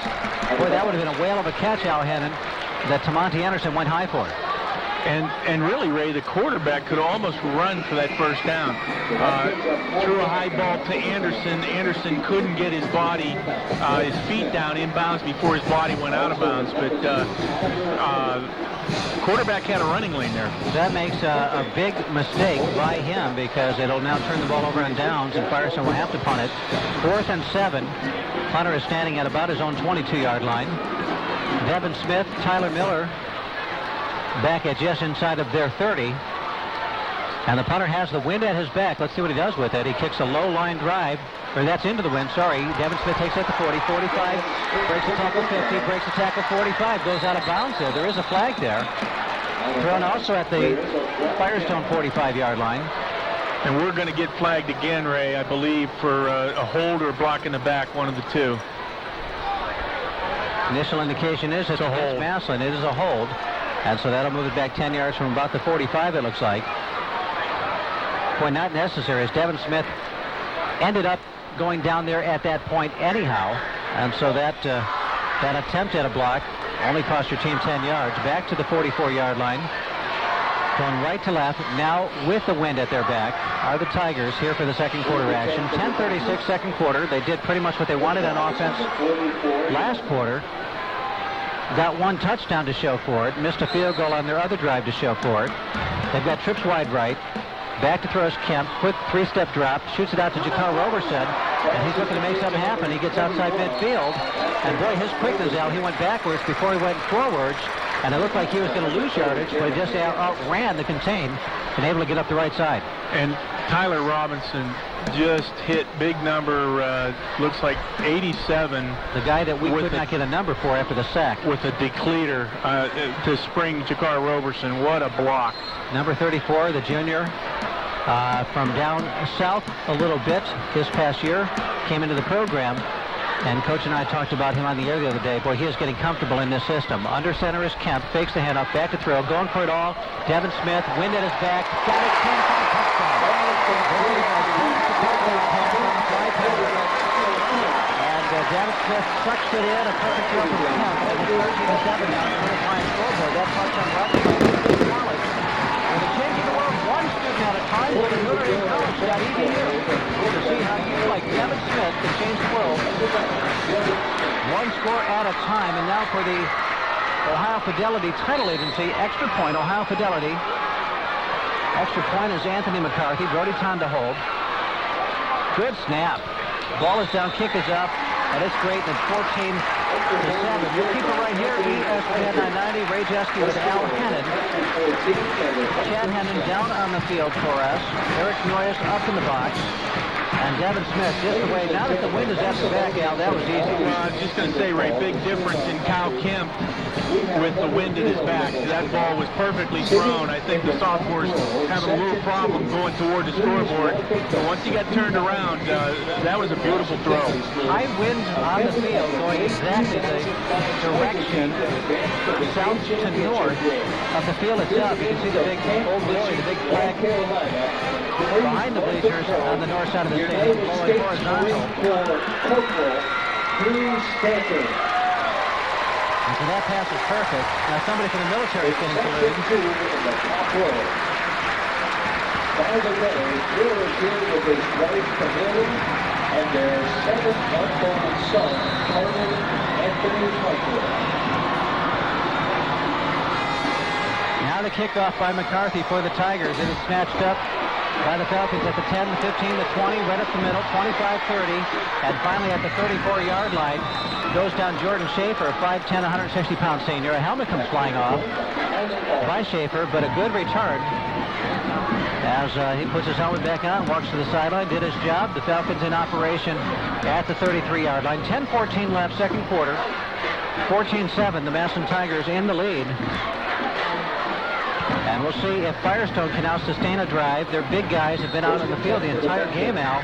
They're just going to get tired. Big Tommy Brown, the right tackle, 6'4", 315. Ohio State bound. And he is on the right side as the tackle. He is over Nullbach.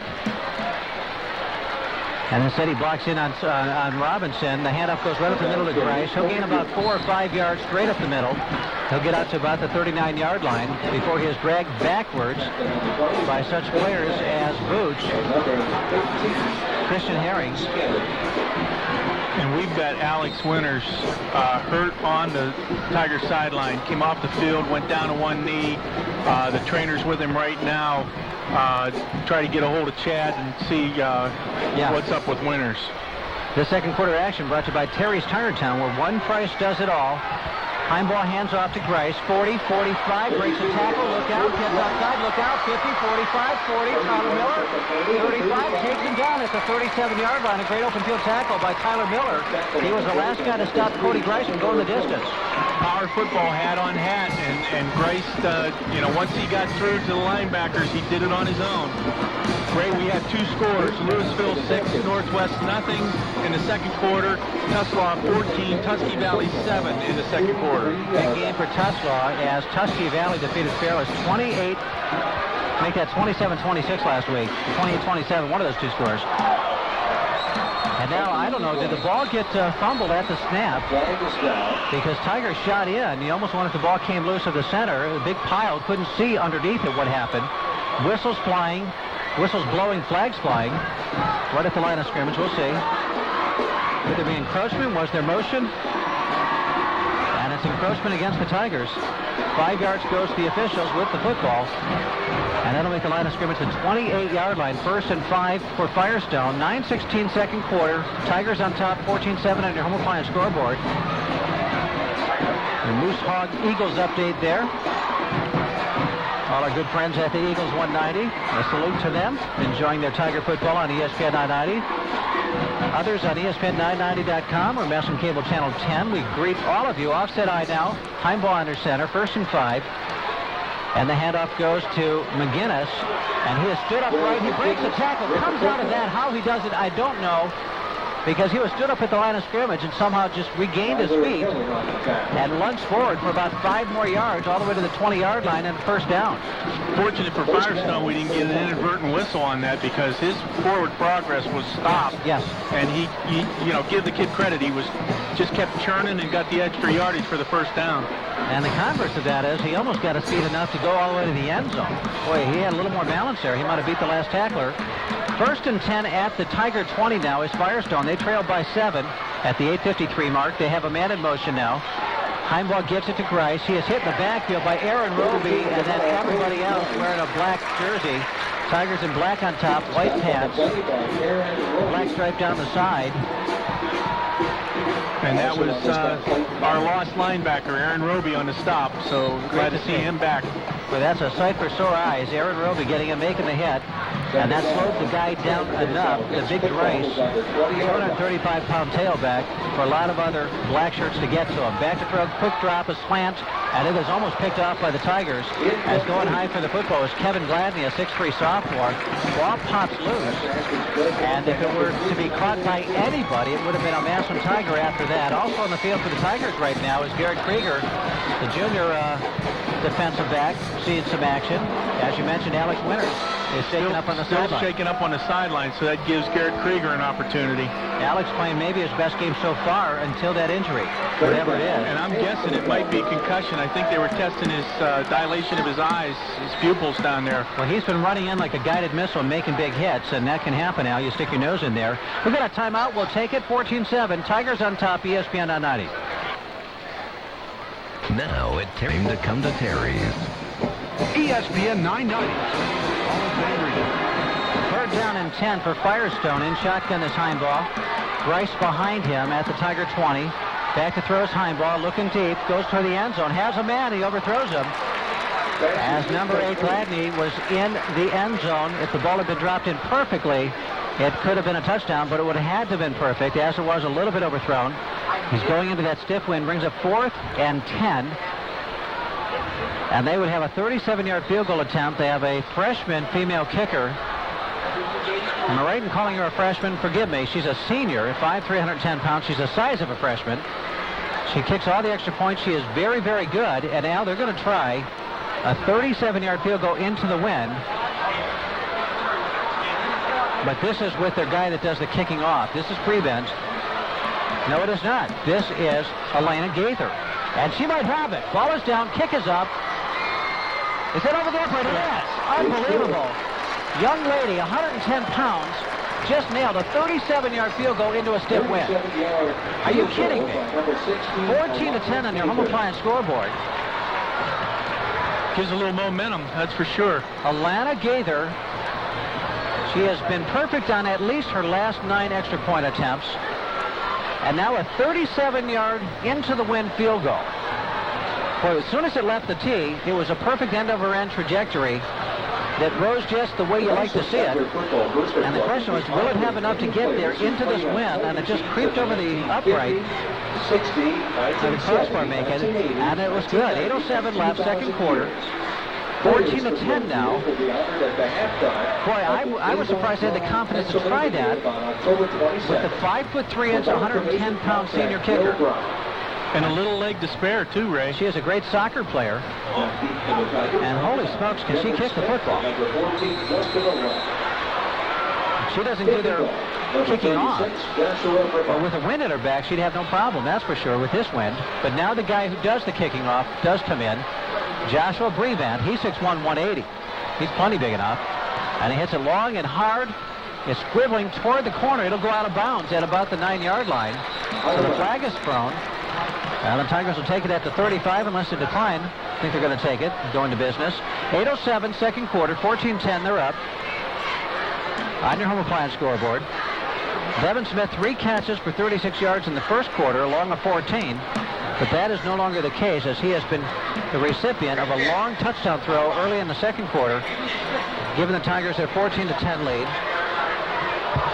Kyle Kemp kind of picking up where he left off last week and doing a nice job after the shaky start that wasn't his fault. He got hit from behind wickedly, jarring the football loose. Firestone recovered and scored a touchdown a play later to start the football game. He's under center now. Kemp hands it off, and this is the big kid, Trelly as they call him, Kentrell Taylor, the sophomore, 240-pound tailback for the Tigers. Al, a year from now, he's still in the program. Cal Kemp's still in the program. Alex Winter's still in the program. You got some weapons back there in that backfield next year. I've heard some good things about Kentrell Taylor. Also, Christian Herring was the fullback on that play, too, leading up on the ISO with Kentrell following him. So that's a lot of weight coming at you, low centers of gravity, a lot of knee pads and helmets coming at you. Jakar Roberson in motion. Now the handoff to Kentrell again. Trelly meets a guy up high and pulls him forward, pushes him forward about 2 more yards. As Marcus Dempster, a 5'9", 185-pound linebacker, makes the stick at the line of scrimmage, and the play ends 2 yards upfield. Kentrell, Trelly as they call him, 6 feet, 240, and just a sophomore. He was a nightmare as a freshman last year. The word on Alex Winters from Chad is he's dazed. He has ice on his neck, so we'll try to get something further with that report. Back to throw is Kemp. Has a man on the outside. It's Elias. He's got it midfield. As the defender back, Taylor trying to make the pick and didn't time his jump right. Ball gets over him. Cheatham. And the taller, rangier Olak makes the catch and gets upfield for 5 more yards. Best possession receiver I think I've seen in a long time. Boy, he's special. First down, Tigers football on the 46. He is absolutely special. Offset eye. Boots in front of Trelly. Toss goes to Trelly to the right side. He'll be dragged down from behind. He'll gain about 2. Kentrell Taylor, the ball carrier. Kentrell Taylor, the play always finishes going forward. Whatever direction he's going in, that's where the play's going to finish. And he gets about a yard or 2 more than he should have on that play. 2nd and 8. But that's a lot of power coming at you. Big fullbacks leading big tailbacks. And now another big tailback comes in, Tyler Robinson. Unless he plays the fullback, he'll be the lone setback. And he's a big kid, just a junior, another one. 6'1", 205. Back to Torres Kemp. He gets hit hard and goes down at midfield. This will be a loss of about 3. Al, for a moment, I thought the ball was going to pop loose. Well, and they just came with the blitz. I mean, there was, well, let's see, 2, 4, 6, 7 guys and 5 guys blocking. So there was no way. We were outnumbered at that point, and Kyle did a nice job of just going down Firestone just said, we're going to trust our men to stay with Devin and Justin, Devin Smith and Olak, and send everybody, and trust we can get to the quarterback before he can get to them, and it worked.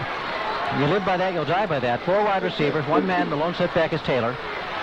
He's looking to block somebody, but he doesn't have to as Kemp fires over the middle, and it's incomplete to Jakar Roberson at about the 30-yard line of Firestone. 5:29 left in the second quarter, 14-10, Tigers on top. On your home appliance scoreboard, a good, entertaining football game thus far. And Firestone, the Falcons, have more than competed, more than held up their end of a competitive bargain. 5:29 first half, 4th and 14. A little bit about marquee mobility right after this punt by Devin Smith. See if he does punt it. Wind is at his back. He could hit the end zone from here with this wind. He gets it high and look out. Can be taken. No, it does go right to the end zone. We'll keep it right here on ESPN 990. 5:22 left second quarter, 14-10 Tigers. The Mobility for Life staff is trained in Medicare and insurance, so they can answer all of your mobility questions. They were created, this initiative called Mobility for Life by Marquee Mobility was created to offer free advice to their consumers, and now they do it to qualify people who have no mobility aids that will then be paid for by their insurances. They do all of that. Their phone number worldwide, 888-871-5759, 888-871-5759, and if you're local, it's 497 5373. More about that later. Handoff by Heimbaugh to Cody Grice at the line of scrimmage, which is the 20, and he'll get nothing as the Tigers wrestle him and hog tie him right at the line of scrimmage and bring him down. Aaron Roby finishes off what Clayton Maddox began as the linebackers are free to make the tackles there. 5 minutes left in the first half. 14-10 Tigers. Get you some more score updates as soon as they come in. Don't forget the Marquee Mobility Magic Word, the big prize package, a Save a Lot $150 shopping spree. So if you'd like free groceries for the week, I know I would. Boy, boy, what a break that is to some family. A quick timeout, we'll take it. 14. Their cars, it's Bridgestone or nothing. For valid September 2nd through October 2nd, 2010. Mail-in rebate required. See Terry's Tire Town for eligible tires and complete details. Terry's Tire Town. It's time to come to Terry's. Hi, this is Ray Jaski. Join me weekday mornings at 7. Grice is tackled right at the 20-yard line. On the option pitch on second down, Grice goes down at the 22-yard line, we'll call it. That'll bring up a long third down play. 3rd and 7. Here in your second quarter action. Hampton Inn is your sponsor in part of the big Monday night football parties at Buffalo Wild Wings, the Hampton Inn, where Tiger celebrities always stay. Back to throws Heimbaugh. Has a man up the field, overthrows him. So Heimbaugh has been missing people, and oftentimes open people. As Kevin Gladney was open at the 35-yard line, would have been easily first down yardage, but he overthrows him yet again. Boy, he is. If he were an accurate passer, this would be a scary game because he's had men that he's missed. Well, he had Tamonte Anderson open on the post, also wide open on the post. Just not enough time to probably see it and throw it. 36. The shorter route, Gladney, would have been first down yardage if he just had hit an open man to overthrow him. Back to punt now, standing as 10. Here's the Firestone punter. Gets it blocked. It is blocked for the Tigers. Gets a 30, 35. Rolls up to the 40 and is down right there. Danny Mack gets on it. He gets tackled right there. But Seth Novak got through and blocked that punt. As he came roaring through the right side, stretched out and got to it. Boy, he's shaking his hand, because that stings, I imagine. But he did his job, blocked the punt. And Danny Mack's catching heck for getting in there and trying to pick that ball up, because that could have been a turnover, and Coach Hall was not happy with that play. So, first and 10 for Massillon. So Danny Mack recovers it, but Coach would have liked him just to secure it on the ground. In motion goes Roberson. Kyle Kemp fakes to him, looks upfield, wants to throw it. Now he scrambles out of coverage. He is chased up the field, 30-yard line, up to the 28. He had a man grabbed from behind by the jersey. And he was able to shake free at about the 40 and run up the field to the 35 to the 30 and close to first down yardage. See where they mark it. And it is a first down. All the way to the 29-yard line goes Kyle Kemp. Pump fake to the man in motion, Roberson, looked downfield and had to scoot out of pressure coming from the backside and outran it. Last week he showed good feet on a play or two, Al, and showed it again there. He's a pretty good athlete. Not just a tall throwing kid. He can run a little bit. Handoff now to Ryman. Look out. 25-20. Stutter step. And gets tackled at the 18-yard line. But Jake Ryman all the way down to the 18. He's tackled by Dante Cheatham, a 5'11", 175 junior. That he tried to shake and bake and get past. Doesn't. But he is just shy of first down yardage on 1st and 10. It's now 2nd and 1. Line of scrimmage will be just about the 18-yard line. Now we'll call it the 19. He needs the 18. 3:20 left in this half. And Tigers threatening, leading 14-10 on your home appliance scoreboard. Kemp fakes the handoff, looks upfield. He's got Olak over the middle. Touchdown, Jake. That touchdown brought to you by the world. One Go there and see how you can change the world. Justin Olak just did. What a great touchdown catch and what a throwing strike. Al Kemp threw that with authority. Well, and what was neat about that, we had a two-man route. We had Olak on the post and Devin Smith from the opposite side running a dig, an in pattern, and Kyle Kemp, nice job of firing that in for the 6. Boy, he just fastballed it in to Olak for the touchdown, and now your Ohio Fidelity title agency extra point is good. Ohio Fidelity, Massillon's 23rd title. We'll be right back after this. 21-10 in your home line scoreboard.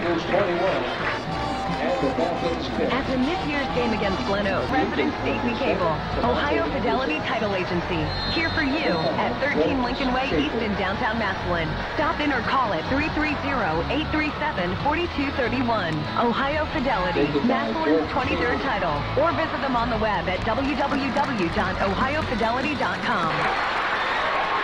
And Firestone takes the kickoff up the field, 15, 20, 25. And will be tackled right there at about the 27-yard line. And so Firestone trailing 21-10 now at 3:07 first half. We'll go into action 1st and 10 from their own, we'll call it the 28-yard line. 3:07 left in the half. Tiger Swing Band getting ready to take the field. Got a great show tonight. Jason Neal said mystery is the theme. Music from the Pink Panther and James Bond movies.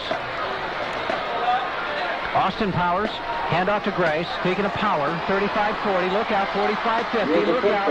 Beats a man with a stiff arm, runs over another, and all the way past the 45 of the Tigers, when finally Robbie Plants is able to bring him down.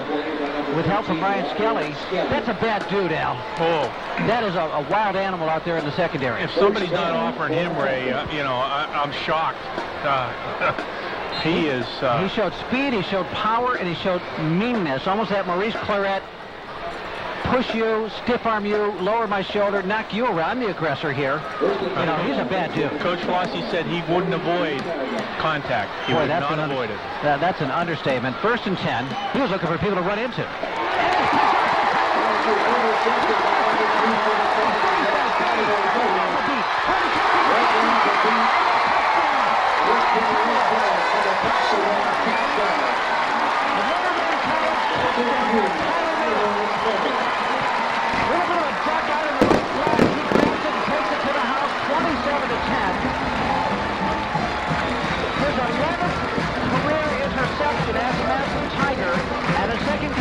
Week scoring a touchdown. Tyler Mills. I tried him at sideliners for catching a touchdown last week. Now he goes back to his normal side. He likes to score from the defensive side. I can verify for you, Tommy Brown does have 4.9 speed because he was one of the guys chasing Tyler Miller to the end zone and very close. That's impressive. Ball is down, kick is up. McCarthy's the extra point. The Fidelity Title Agency, Ohio Fidelity Title Agency extra point is good. And we'll keep it here 28-10 now. The Massillon Tigers take a convincing lead. This second quarter action has been brought to you by Terry's Tire Town. Terry's Tire Town with one price does it all. That's Terry's Tire Town. The Health Plan halftime show is coming up in just a little bit. And now you've got the scores for us. How's it looking, Al? Half. Louisville 18, Northwest nothing. Wow. Half. Marlington 27, Carrollton 7. No surprise. Half. Tuslaw 14, Tusky Valley 7. Half. Hoover 14, Lake 3. Wow, a big resilient rebound for Hoover. Second quarter, Fitch 14, Glen Oak 0. Second quarter, Perry 7, Boardman 6. So Fitch up in Glen Oak. And that last score with Perry and Fitch, what was that? 7-6. Perry Boardman? 7-6, Perry. Perry on top of Boardman. Okay, it was 14-7, Glen Oak and Fitch. So Fitch on top 14-7. Over the Briante Dunn Express. And we have kept it here, and so the Tigers getting ready to kick it off. Sophomore Anthony McCarthy to do the honors, 5'8" and 140. Leading 28-10 are these Tigers. A very impressive game. Line drive caught at the 10, 15-20, 25-30, 35, and through a seam to the 35 is Jordan Schaefer, a 5'10", 160-pound senior for the Falcons, tackled by Robbie Plants. Tyler Miller, one of the best ball skill corners we've ever had here, Al, in my 20 years. And he does it yet again, and he's going to play somewhere on Saturdays next year. He just has to. He's too good. He makes plays. And what was impressive, he cut inside the slant to intercept that ball. That was a slant they were trying to throw. Well, I like the return because he had one man to beat, and he made him look silly. Down about the 10-yard line. 2:25 left in the half, and this game is almost broken open. Now the handoff to Cody Grice. That interception now was a big momentum swing, too. Not only was it a 7-point swing, but Grice had just had that monster run just before it. And Firestone was establishing itself after the big guy had made such a powerful run. And for Cody to take one, or Tyler to take one and take it to the house the other way, boy, that's a backbreaker. 21-10, Firestone thinking maybe we can get it 21-17. And also it's 28-10. 1:58. Heimbaugh in shotgun, 2nd and 5. You know what, Al? They've gone out of Heimbaugh, and that was to the Wildcat. Stephen Willis look. He makes the handoff, and it doesn't get anything. So Heimbaugh is not on the field that play. And he went with the quicker quarterback, trying to give another look. The score is Austintown Fitch 14, Glen Oak 7. We've got a timeout on the field, but we're going to keep it right here. And we'll do our best we can to update you on any scores, those kinds of things. I do have a couple of reminders. That's Discount Tire Outlet. I want to remind you that the doctor is in. And also for your home. Have the home field advantage. That's Nichols Bakery for all of your cookouts. Same guy back in the shotgun now. And he gets a pass off to Grice in the backfield, who is tackled immediately. I think Brian Robinson hangs around and makes that play. And he does. Well, he just stayed home, read it, made the hit, made the tackle. As the little quarterback, the lefty, Stephen Willis, dished off to a big guy who had nowhere to go. When you wrap up their ankles like that, they'll go down. Loss of 3 on the play. Agnes Meats, 879-2089, 1008 Market Street Northeast. Agnes Meats celebrating their 45th. Well, and we're finally putting a game together where both sides of the ball were pretty much right on the money. Our defense is playing great tonight. Back to punt on 4th and 9 is Firestone. And the punt gets blocked again. It is blocked again by the Tigers. And there's a bounce right at about the 31-yard line, getting out of coverage is Danny Mack. He has 2 blocked punt recoveries now. And I didn't see who got through on that one, Al. Novak got the first one. Came from the right side. See if we see a replay here. It might be Novak again. You see who gets off that field. I think that's Seth Novak again.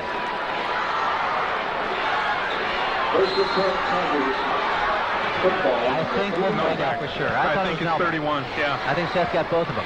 Handoff to Jake Ryman on 1st and 10 at about the 30-yard line. So Tigers have blocked 2 punts. They have a pick 6. A couple of beautiful throwing touchdowns by Kyle Kemp. One to Devin Smith, one to Justin Olak. They've just put on a clinic tonight. Kempton shotgun. Quick out. Right side. This is Robinson. Tyler Robinson goes out at the 21-yard line. Gain him about 8 on the play. And that was sweet. That was quick. Got out there in a hurry. And at the 1:14 mark of the first half, Tigers are almost in the red zone again.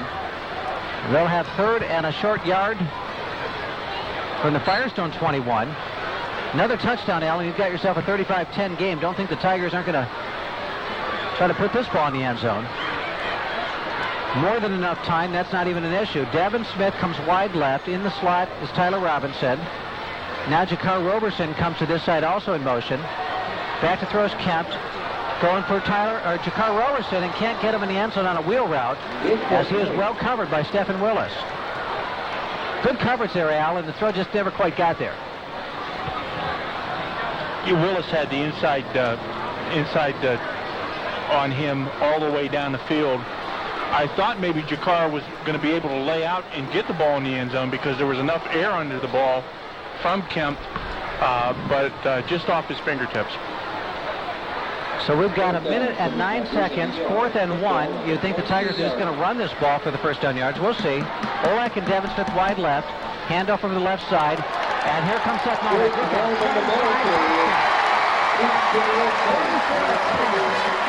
first half. A lot of guys are going to get to play this week. Nice job by Seth Mullen. His acceleration.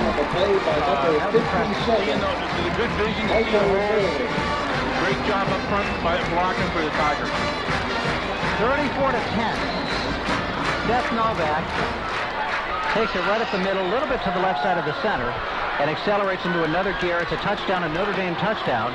And now your Ohio Fidelity title extra point. Ball is down, kick is up. It is good. 35-10 on the scoreboard.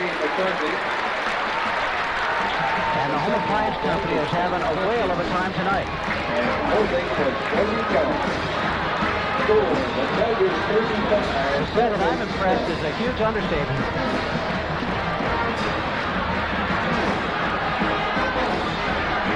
I think the hot, muggy night has given way to cooler, muggy night. It's still humid.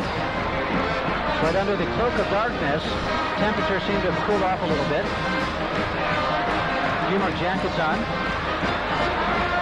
And it never rained. And the wind has never been prohibitively gusty. No. It's blown, but it's not been a distraction. It's pretty much died down now. 35-10 on your Home Appliance scoreboard. 1 minute and 3 seconds left in the half. No way did Firestone expect this. Winning last week 72-0 over Kenmore, and owners of a 44-19 win over Vic Whiting's Northwest team. On the ground is the kick. Bounces high. Handled, not handled. Still on the ground. Let's see if the Tigers got it at the 25-yard line. The way the players are acting, I think Firestone got it. They did, right at the 25. As number 7, Tamonte Anderson, able to come up with it, but I think he paid dearly for it. Tamonte Anderson is running the ball for the Falcons. We'll mark it at the 26. 1st and 10 going left to right toward the scoreboard. Their own 26 is Firestone. And they are in a huge hole. This all got rolling because of a Tyler Miller interception pick 6. 21-10 was the score. And Firestone was on the move. And if it goes to 21-17, you got yourself a football game. Instead of pick 6, 27-10. Then a block punt, 2 block punts in this first half. Well, you get a pick 6 and 2 block punts, and you get a 35-point half. That's what happens. He played for Paul Brown in 1939. They're introducing someone who played for Paul Brown in 1939 right now. He's 86 years old, and he is with us here tonight. One rare of a Massillon Tiger. Ladies and gentlemen, please welcome home Barney Wallace. Well, you're 86 and you played for Paul Brown. And they give you a warm welcome for that, just for being 86. He still looks like Paul Brown thinks gravy at that point. Well, the young man is being helped off by 2 of his teammates. Number 6, Hullum. As you said, that was one of the numbers we had to clean up, wasn't it? Mm-hmm. Yeah. Boy, that's so unfortunate. Starting nose guard. You hate to see any kid get hurt. 1st and 10, Firestone now, back in action here. 58 seconds left in the half. Under center now is the scat-back quarterback, Stephen Willis, not the drop-back passer. They hand it off to Grice. He'll get nothing over the right side. Well, when he's in, you just play run. You don't have to respect the pass. That's right. And that's what happens. All of a sudden, Grice has nowhere to go. And I wonder why the change. I know that Heimbaugh had missed receivers, but at least you had to respect it because he delivered nice football. He just wasn't accurate. Right. You have it's solid play run now, you know, because of the quarterback they have in the game. And if there's no holes, I don't care how good Grice is, he's not going to be as effective as he had been. 24 seconds left in the half. And we're going to get a flag because Clayton Maddox just stormed the Bastille on a bull rush. Don't see a flag. No. It looked like he was possibly over too soon, but the official said, no, you're just quick like you are in offense when you get those quick starts. He sees things and hits the holes before anyone else moves.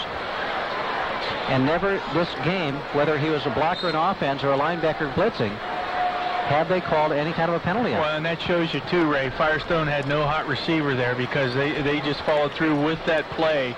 So, you know, they haven't gone into the complexities of throwing hot when you have a blitz. Health Plan halftime show, basically hitting a receiver in the place where the blitzer came from. Handoff over the right side. Here comes Grice. The heavy tackle right behind the scrimmage. They string it out. They don't have to respect the pass. They send everybody. They stop with 9 seconds left in the half. 4th down. So Firestone has a punt, and Tigers have a chance to return it. And that's a good example of the Tigers making Grice run east-west instead of north-south because he is not good when he has to run east-west. Now, he's not going to outrun you to the sideline. He is going to run over you straight ahead. So, yeah, if you get him strung out going right and left, east and west, he goes down. Back to punt now is the sophomore kicker, Brevant. For Firestone, Devin Smith, the lone return man at about his own 40. Punter will hit it just shy of his own 20. He's kicking into a wind. Pretty strong at this moment. It was stronger earlier, but it's not totally weak. Now we got a timeout. We'll keep it right here. Taking forever to play this last 58 seconds of the first half. Eagles 190, 1-4 this Sunday. I said you can be a hero on the radio today. You be the guy, you bring the gal, she goes to the bridal show. You go next door, have a beer, watch the football game. There you go. You're the hero. You brought her to the bridal show. You're the sensitive male, but you're next door eating a burger and drinking a beer and watching a football game. You can't lose that way. So Rita understands this. Big punt now. And finally, the punt goes off. It goes out of bounds at about the Tiger 40. And there's 3 seconds left in the half. And Devin Smith's upset. He wanted to return that.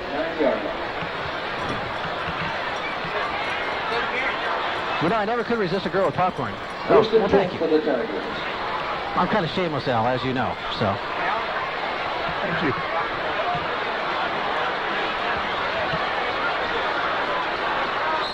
I wish we had a hand mic right here so we could interview Sarita. But, Sarita, how many vendors do you have total at this big bridal show coming up this Sunday? 32 vendors. It's going to be great. It'll save you thousands of dollars on your wedding plans. If you're going to pay for one like I did this summer, you'll go to the Eagles 190 this Sunday between 1 and 4. We've got halftime now, the Health Plan Halftime Show. Tigers on top on your home appliance scoreboard, 35-10. Back with your Health Plan Halftime Show right after this. At the halftime, score is Austintown Fitch 14, Glenwood 14. At the half, it's Boardman 12, Perry 7. Also, in the second quarter, Kent McKinley 28, Jackson 6. And at the half, it's Hoover 14, Lake 3. You'll go to the Eagles 190 this Sunday between 1 and 4. We've got halftime now, the Health Plan Halftime Show. Tigers on top on your home appliance scoreboard, 35-10. Back with your Health Plan Halftime Show right after this. At the halftime, score is Austintown Fitch 14, Glenwood 14. At the half, it's Boardman 12, Perry 7. Also, in the second quarter, Kent McKinley 28, Jackson 6. And at the half, it's Hoover 14, Lake 3. And Assistant Directors Bernie Williams and Sarah Ross. We proudly present the 2010 Firestone High School Falcon Marching Band with color guard instructors Steve Kagawa, Chelsea Broom, and Nicole Schoenbach, woodwind instructor Lee Gibson, percussion instructors Rob Ferguson, Dan Aiken, and TJ Kimball. Our drum makers are Miller Parsinski and Ashley Worthy. Peter Illich Tchaikovsky composed some of the most popular themes in all of classical music. In his 53 years, he wrote dozens of operas, ballets, orchestral, piano, and vocal works, and beautiful symphonies. Tonight, we'll be performing a selection of the most well-known compositions. Featuring our brass sextet, Brian Gates and Tommy Lincoln on trumpet, Zach Neversail on trombone, Caitlin Ballinger on baritone, and Paul Gigic and Dustin on tuba. We present a band arrangement of music from Tchaikovsky's Symphony No. 4, Symphony No. 5, and the 1812 Overtures.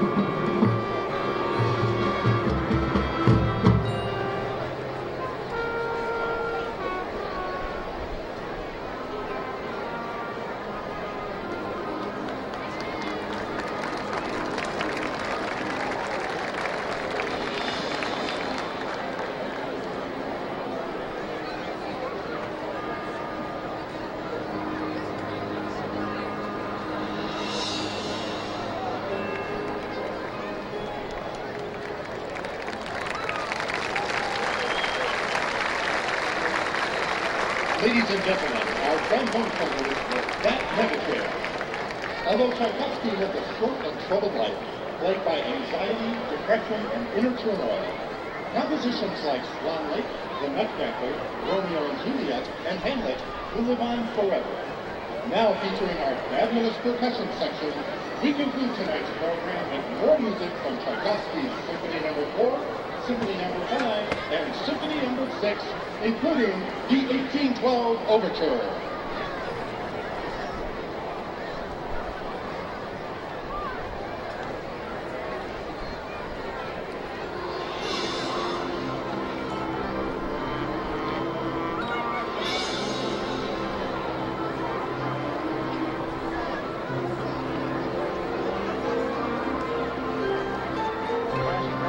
Or relatives, what have you. Now we'd love to acknowledge where you're calling from and who you are.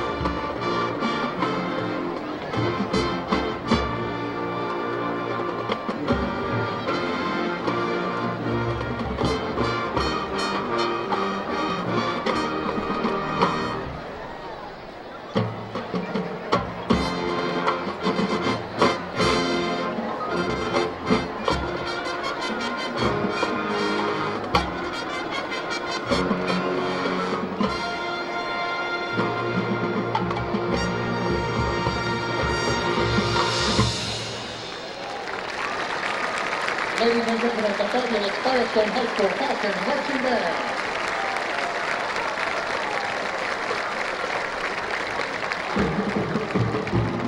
Ladies and gentlemen, Get to Affinity Medical.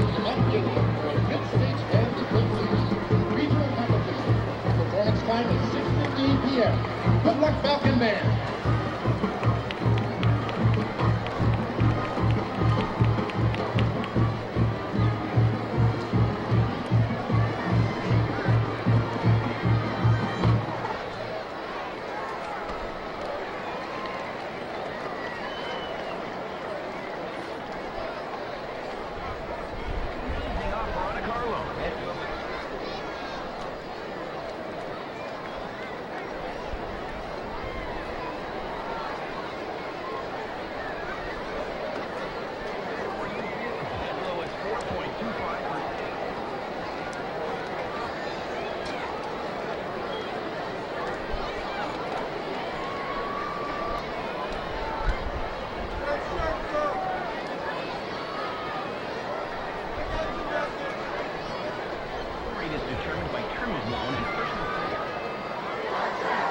And now, it's showtime.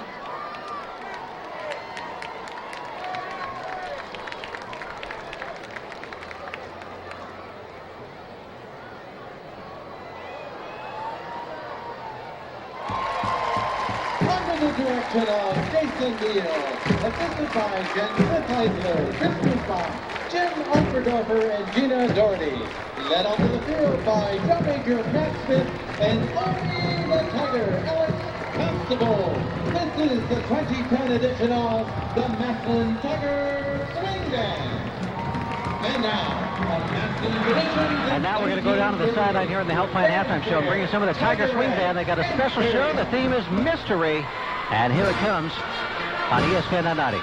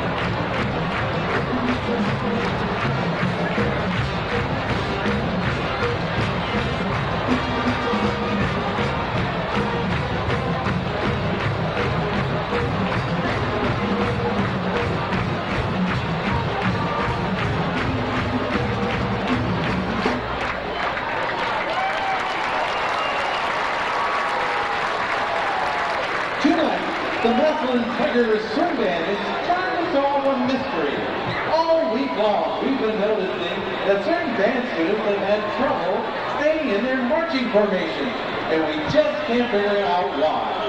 So we've hired an inspector, Obi, to take the tape.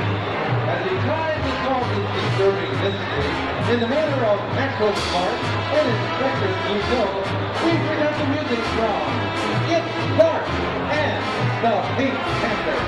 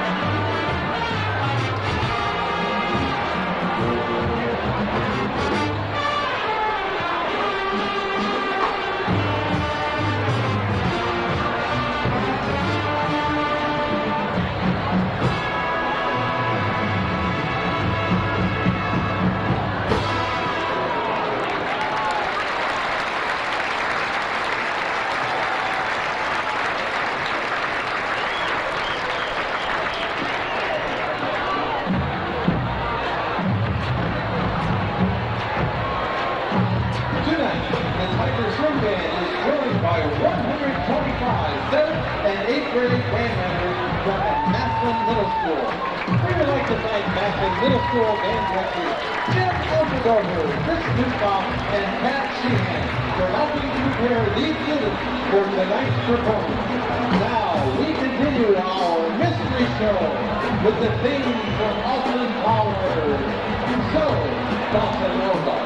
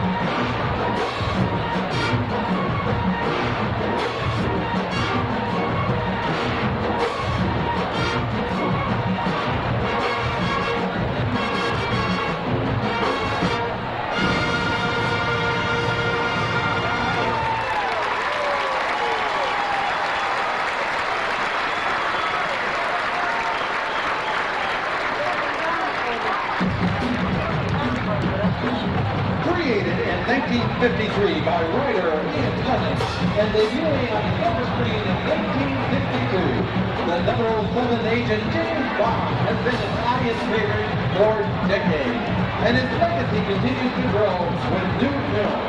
To close our show, we present the title track from these movies.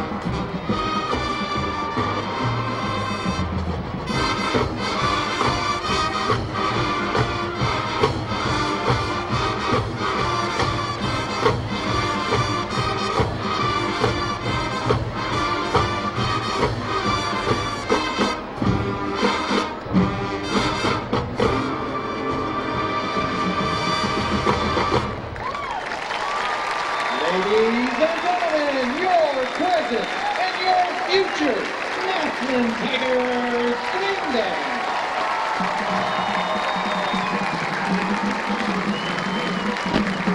So, what are you doing tomorrow night? Tomorrow night is time for the annual Owen Sykes Marching Band Review. Right here at Paul Brown Tiger Stadium. Starting at 7 p.m. We will have bands from Delton, Perry, Cuyahoga Falls, Wadsworth, Roman Seminary,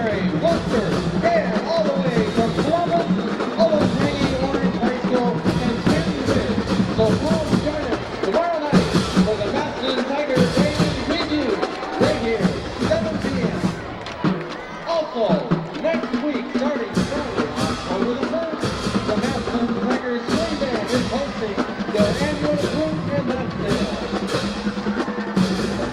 To see or to be sure, free and up for this fiscal season, you can contact Rhonda Hess at 330-832-7008 or Lori Meyer at 330-832-6151 or contact any Tiger Band member. Once again, remember, tomorrow night, the Tiger Band Review, right here, 7 p.m. World of possibilities. Ever dream about going to the greatest college football game, Ohio State versus Michigan? Well, now you have a chance to make that dream come true by winning two. Claim your prize. The 50-50 must be claimed by the end of the game. Again, the winning 50-50 number, 399312.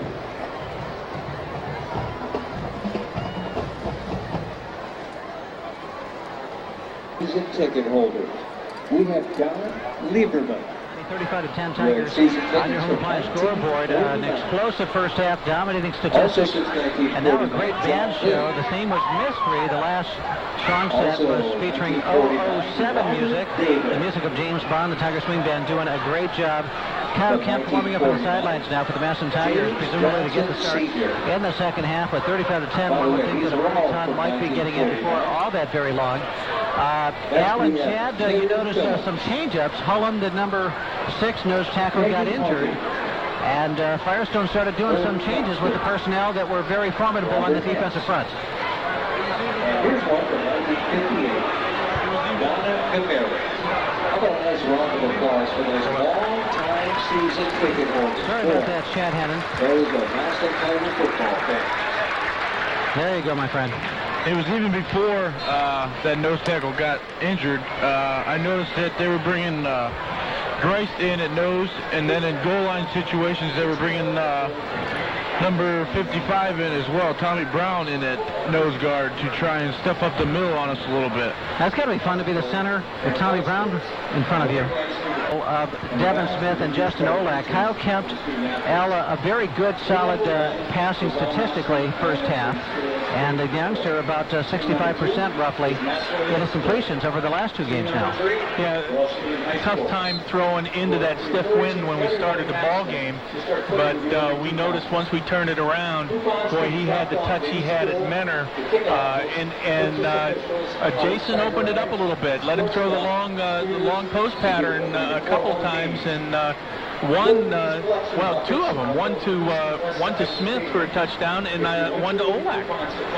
So Kemp has shown that he's growing up as a sophomore quarterback. He threw a fastball in the touchdown to Justin Olak, and just the physicality, that which you can observe, Chad, that we cannot being so close to the field there. How the Tigers doing from that standpoint? Are you pleased with how they're playing physically? Yeah, they're coming off the ball, hitting people. Even after they gave up that first sack for the fumble at the very beginning, they came back out and started smacking them again. So no letdowns tonight by the Tigers. So the only touchdown scored by the Firestone Falcons, second play of the football game from scrimmage, because the first play was a penetration, sack, fumble-causing hit behind the line of scrimmage that gave Firestone the football inside the 5-yard line of the Tigers, and they scored on the very next play, a power running play by the big guy, Cody Grice. But that is the only touchdown by Firestone. They did kick a 37-yard field goal. Their little girl, number 16, Alana Gaither, she is a 5'3", 110-pounder, and she hit a 37-yarder into a stiff wind. I imagine even at ground level, that looked impressive, Chad. That was a little girl, a 110-pound girl hitting that field goal. Yeah. Well, how about that? Soccer will do wonders for your kicking game, and they got a good soccer program at Firestone. Well, we're getting ready for the second half kickoff now here on ESPN 990, and it is off and running. A great Health Plan halftime show. Thank you very much, Chad. Whenever you feel the urge to go back to the sidelines, we just say thank you for any time you spend up here with us and for all your observations down there. The third quarter action brought to you by Panera Bread. Panera Bread, Tiger Time, anytime, America's #1 bakery cafe. The kickoff goes straight ahead by McCarthy. It is taken by Willis, and he goes wide left, 30-35, a little steam, gets tackled by Ryan Skelly, it looks like. It is at the 36-yard line, and that's where Firestone will go into business. And so with that, we lose our big guy, Chad Hennon, as he heads down to the sunny or warmer climes, at least, of the sidelines. But they don't serve hot dogs on the sideline. That's the advantage. That's the one thing he'll miss out on. Tigers now in their defense. 5-man front. And they go with the running quarterback, Willis. He hands off to Grice. He has a hole, 40, 45. He breaks the tackle, 50. He finally goes down at the other 45 as Ryan Skelly makes the touchdown-saving tackle. So it's a gain of nearly 20 on the first carry of the second half. As Cody Grice is a beast. What was his first half rushing numbers? 14 carries, 85 yards. He had a yard for loss, so his net was 84, 1 TD. The longest run he had was 29. He has a 6.0 average. Al, would you say it's unthinkable that if he has grades that he would not be playing football on Saturday afternoons? He's got to be playing football at the D1 level on Saturday afternoon. That young man can flat out play. Now the handoff goes to another guy, Tamonte Anderson. If one guy is thunder, the other guy is lightning, and Anderson, just 5'10", 175, brings quickness that maybe Grice doesn't quite have. Again, Grice, his physical dimensions, they list 6'2", 235, and I bet a number of the Tigers would say, yep, I think he weighs 235 at least. Because, boy, he is a lower-the-shoulder guy. And he can step in and out of stuff, too. He's got kind of nimble feet for a man that size. Tommy Brown is their big, imposing tackle. But, boy, if they had a passing game out, we said that at halftime, they would be really deadly. As it is, if they don't beat you with the run, they're not going to beat you. Now in the option play, Willis takes it down the line to the right side, turns it up. He's immediately planted by Plants. And from the backside, Dimitrov and Tyler Allman make the stop. And you can see, Ray, right now the Firestone offensive front, and we're only a couple minutes into this second half, they're gassed. Tommy Brown was on his knees. Garrett Krieger actually making that stop. Allman not on that side of the field, playing the far corner, and Krieger is in at the safety spot. Because Alex Winters is out for the game. Back to throw and getting in the backfield. Escaping, but now losing the football is the quarterback, Stephen Willis, because Clayton Maddox got to him and created all kinds of havoc way behind the line of scrimmage. So that'll bring up 4th and long. A 3rd and 8 play turns into a 4th and about nearly 20. At the 9:50 mark, third quarter, 35-10 your home appliance scoreboard. Tigers most impressive on this Friday evening, the Week 5 game of 2010. Next week, of course, they play a team from up north in Canada. And in 2 weeks, right here, Steubenville Big Red, a game nobody will ever want to miss. Back to punt now is Firestone. Devin Smith at his own 20. It's an end-over-end punt into the wind. Tigers have the wind at their back in this third quarter. And it is down by a Falcon at the 20. I want to see how much longer Kyle Kemp plays for the Massillon Tigers, Al, because this game is kind of blowout city at 35-10. He goes back in this series. I think you'll see your ones maybe this series and another, and then that'll be it. And if they score points here, that gives the breathing room probably coaches are looking for. They want to get enough work in, and they'll really, nobody is disrespecting the Canadian team, but they just know that that'll be tantamount to something of a scrimmage next week. We've got a scoring update coming from all the big scores. Pitch out to Jakar Roberson now, over the 20 to the 23, maybe the 24, on first down. Ray, Hillsdale 17, Dalton 0 in the fourth. Dalton undefeated coming in. Final, Central Catholic 27, Bedford St. Peter Chanel 7. And now Central 4-1, a great season underway there. In the fourth, Boardman 19, Perry 7. Ouch. In the third, Fitch 21, Glen Oak 14. Ouch. I'll let you make this call and we'll come back. Boy, these teams are not going to be happy if this is how they end. But these are tough matchups all week. And now a big sack is going to happen to Mr. Kyle Kemp. As number 45, the 195-pound linebacker, Marcus Dempster, gets to him first. And that big 87, for whom we don't have a name, he doesn't show up in the roster, 2 or 3 times now he's gotten to Kemp.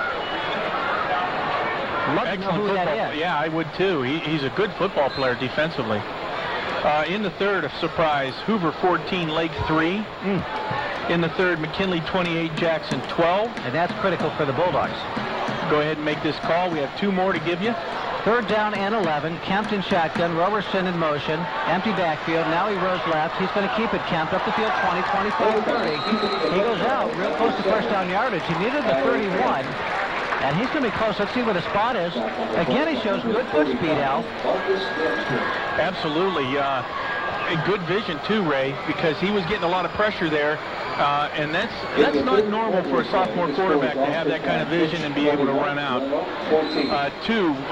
Fourth quarter, Tusky Valley 14, Tuslaw 14.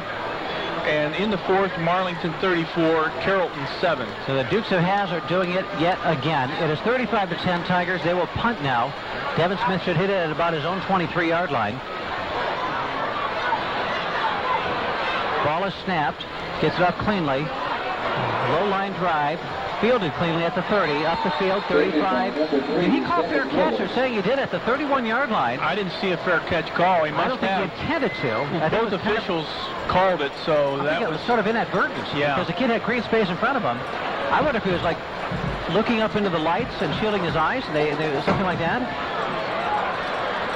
Because I don't think he was intentionally waving, and not the way he ran with it either. It was odd, but when you have both officials call it like that, something had to happen. Yep. We've got to pay attention there.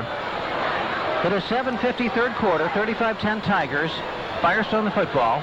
Heimbaugh is back in at quarterback. He's the passer, and they went away from him in the second quarter.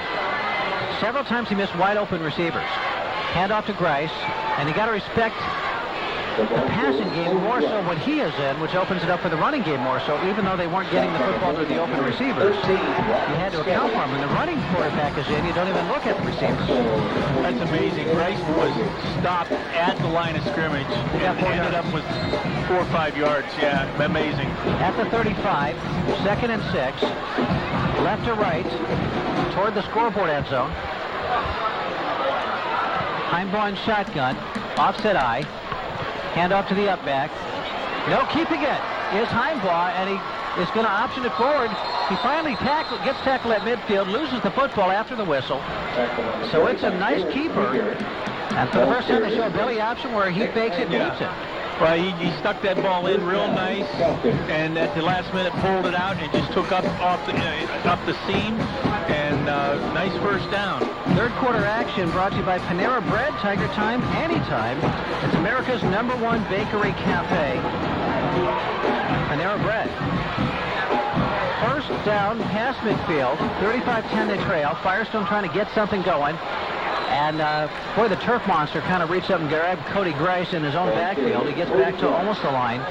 But that's it. 6:50 left third quarter. Tyler Miller, Robbie Plants, Aaron Roby, Clayton Maddox, Garrett Krieger, Ryan Skelly, Seth Nallback, Brian Robinson, Tim Dimitrov, and Morgan McKeown. Those are the guys on the field for the Massillon Tigers. Essentially your starting group, with Alex Winters sidelined with something like a concussion in the first half. Around the end goes Grice. Look out. He gets all the way up to about the 41-yard line. As he takes it around the right end, again going east and west, he's less effective, but he showed enough speed there. And he's still got good positive yardage. It'll bring up 3rd and short for Firestone. 3rd and about 2. They need the Tiger 39-yard line. It brings up 3rd down and 2. Showed a nice burst on the perimeter there, Ray. He's got some speed. Well, he's got to be playing somewhere. I got to think MAC level anyhow. I know if I was Kent or Akron, he'd have a scholarship offer. Maybe he does. I don't know that for a fact, but boy, he should if he's got the grades. Handoff, he gets hit in the backfield, and he fights his way forward to the 40, to the 39, 38. Alley gets a first down, even though he didn't have a first down. He fought forward for 3 yards through 2 or 3 guys easily. That's amazing. That's a powerful kid. With no quit in him.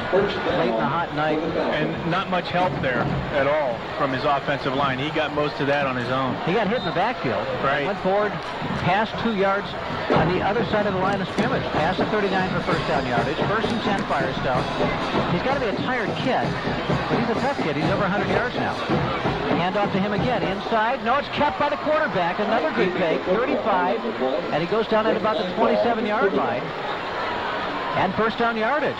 Little wrinkle that we've seen twice now that it's gotten a big yardage, and that's the option fake and the quarterback pulling it out and going right up the seam, going off left tackle, left guard for the first down. Your run equivalent of play action, because you show run, you don't run with the guy you fear. And the quarterback keeps it. He's more dangerous with his feet because he's not dangerous with his throwing arm. He's not accurate enough. And you saw our defense. Everybody was keying on Grice, and he just ran right up the seam for the first down. Very nice keeper. The coaches of Firestone said, hey, that works. Let's try it again, and it works again. Danielle Wilson from down at Fairless, just a sophomore. You'll hear from her also on These Girls Got Game. Good show tomorrow. Now the running quarterback is in, and he hands it off to number 4, McGinnis. He pulls his way down to about the 23. They've got the best tandem of power backs we've seen this year, Al. Absolutely. And I said this at half. I'd like to see them run the option with McGinnis. I think he'd be tough to stop with a good pitch on the option. Well, I think when Buchtel plays Firestone, it's going to be a battle. Buchtel's got all those speed athletes that defeated the Tigers week 1, and Firestone's got some serious power. If they ever would polish up that passing game, that's the difference. Exactly. Look out. The difference. Quick handoff over the right side. This is Tremonte Davis.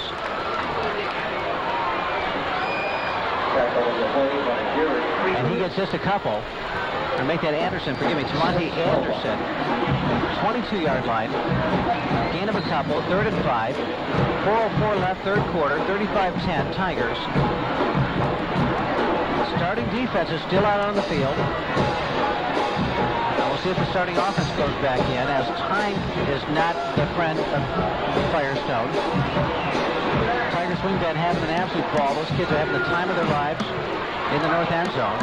Heimbaugh now hands it off. Look out, here comes the speed at you. As number 7, Tremonte Anderson, this time burst over the left side. He gets first down yardage. He gets all the way down to the 12-yard line of Massillon. Boy, he is quick. What a change of pace kid that is. 13-yard line to market. So they can get another first down at about the Tiger 3:33, clock running. 1st and 10. 35-10 Tigers on your home appliance scoreboard. Don't forget our marquee mobility magic word coming up in just a little bit here on ESPN on 90. $150 Save-A-Lot shopping spree is the major piece of the prize package. Anderson goes over left side again. This time he'll get nothing. And Clayton Maddox gets in the field. Aaron Roby gets upfield. Nice job by Morgan McCune on that play also, Ray. So Morgan just pinching in along the line of scrimmage and shrinks the hole. 2:57, 2:56, 35-10. McCune playing the left end, Dimitrov over the center. Brian Robinson, the right end. The outside backers, Novak and Plants. Ball goes up the middle, and we'll get almost nothing. Cody Grice might get maybe 2 on 2nd and 10. It'll bring up 3rd and about 8.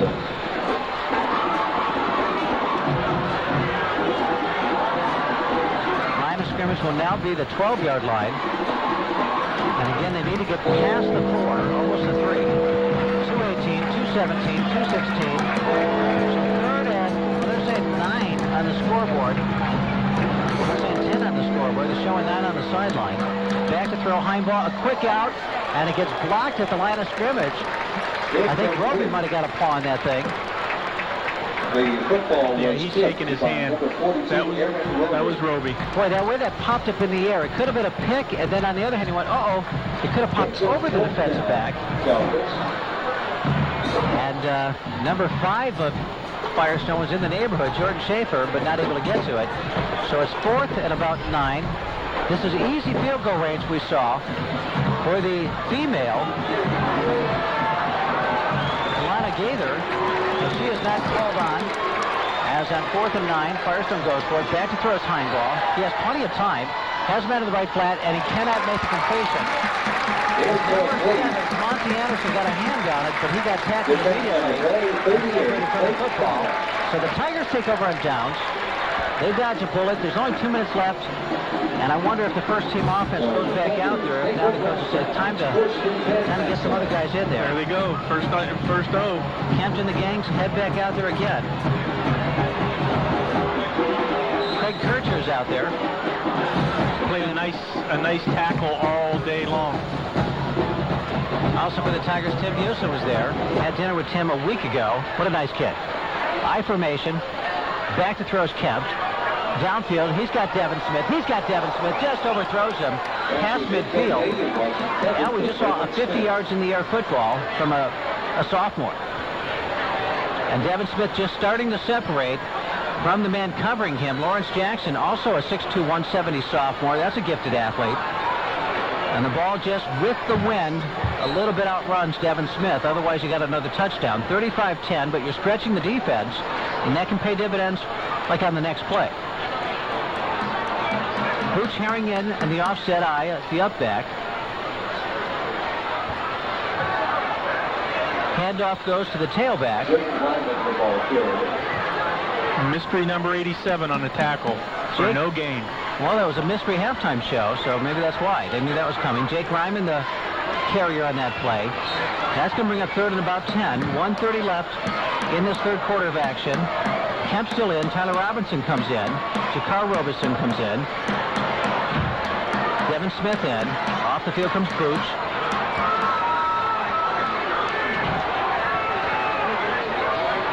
Ben Hampton, your senior, snapping the football.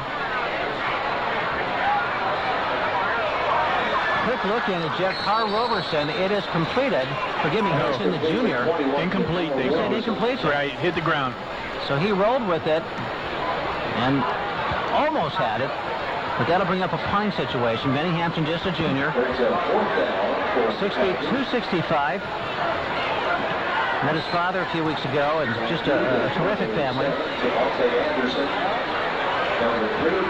The ball at the 12-yard line. Devin Smith will stand just inside his own end zone to hit this. He's got the wind normally at his back. Right now it's eerily still. It had been blowing so hard at various times, and he kicks a bad one, but it's on the carpet and rolling in a favorable direction. Picked up now at the 45. Swinging out to midfield, and just knocked out of bounds there is the return man, Anderson. As Tyler Miller, Brian Robinson, Ryan Skelly, Tyler Allman all get downfield. 56 seconds left, third quarter, 35-10. And you still got the ones playing defense, including Garrett Krieger at safety. Alex Winters out. Maybe the one overarching storyline that's not good. An otherwise great game for the Tigers. 35-10, they lead. On your home appliance scoreboard. Heimball back in at quarterback. The passer. He's a big kid. He is a 6'2 junior. Got a nice delivery. He just has overthrown several kids. I think we got a substitution issue here, Al, as the flag just flew. Whistle and flag on Firestone. That's right. Participation. I thought we're supposed to, kind of encourage participation. Sometimes you should, Al. Is that what we're saying? Illegal participation. All right, there's both kinds then. So it's 1st and 15 now. Ball on their own 46 for Firestone, as a very uneventful third quarter is just about complete. 56 seconds left. No score in this quarter. It was 35-10 at half. It still is. Here comes Maddox trying to show blitz. Now a pass, and it's dropped a little bit high. As a quick look in up the field, going to Timonte Anderson. A little bit high, catchable. Justin Olek makes those kinds of catches every day. One-handed. That's right. I won't forget that one. Not in a long time. At Glen Oak. Good catches I've seen in forever. Randy Moss made one about that good recently. That's about it. 51 seconds left. Third quarter, 35-10. Second and 15 for Firestone at their own 46. The handoff goes inside to Grice, and he this time is eaten alive. Well, if they can hit that play action, fake to him, and hit somebody with a good pass, they would be a lethal offense because you so have to respect him. He's almost like Briante Dunn, not quite as fast, but he's a little bit bigger. Right. Our leading tackler for the season, Clayton Maddox, has had a good ball game, not only on the run, but in coverage. Somebody ought to be looking at him at whatever level. Marquee mobility magic word coming up a little bit. Also, the Buffalo Wild Wing flavor of the week in the post-game show. And now a pass, a desperation pass, as Heimbo is about to be hit by Dimitrov in the backfield. He had two guys sort of open. It was kind of in the middle of both of them. Had no chance of being completed. And it brings up a 4th and 15 for Firestone as they now have to punt the football away. Tyler Miller back in return formation with Devin Smith. The Tigers have gone with their ones throughout 3 full quarters now. Leading 35-10 at the half. I thought they'd get some of these guys off the field. I think this is going to happen in the next series, Ray. Not a good punt, end over end on the carpet, bouncing up. 25, Tigers let it go. And Firestone downs it at the 20. Getting it to it for Firestone is Stephen Broadnax. 5'9", 160 soft. We'll come back to the fourth quarter action. Tigers on top on your home time scoreboard 35-10, ESPN 990. It all starts with our famous bread, baked fresh daily by our skilled bakers. It makes breakfast, lunch, or dinner a Panera Bread an experience you will never forget. Whether it's our delicious bagels and pickles. A better home health care. It's better. Visit us at betterhomehealth.com. Go Tigers.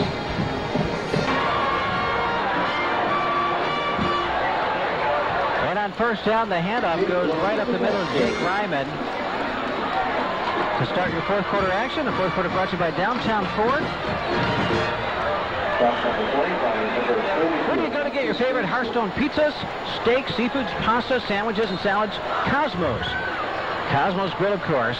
Voted again in the top 5 of the Fox 8 hot list. In addition to all of your favorites, you can check out their new seasonal menu, including their Cosmos clam bake, a dozen long neck clams, half a chicken, sausage, corn of the cob, and redskin potatoes. Back to throw is Kemp.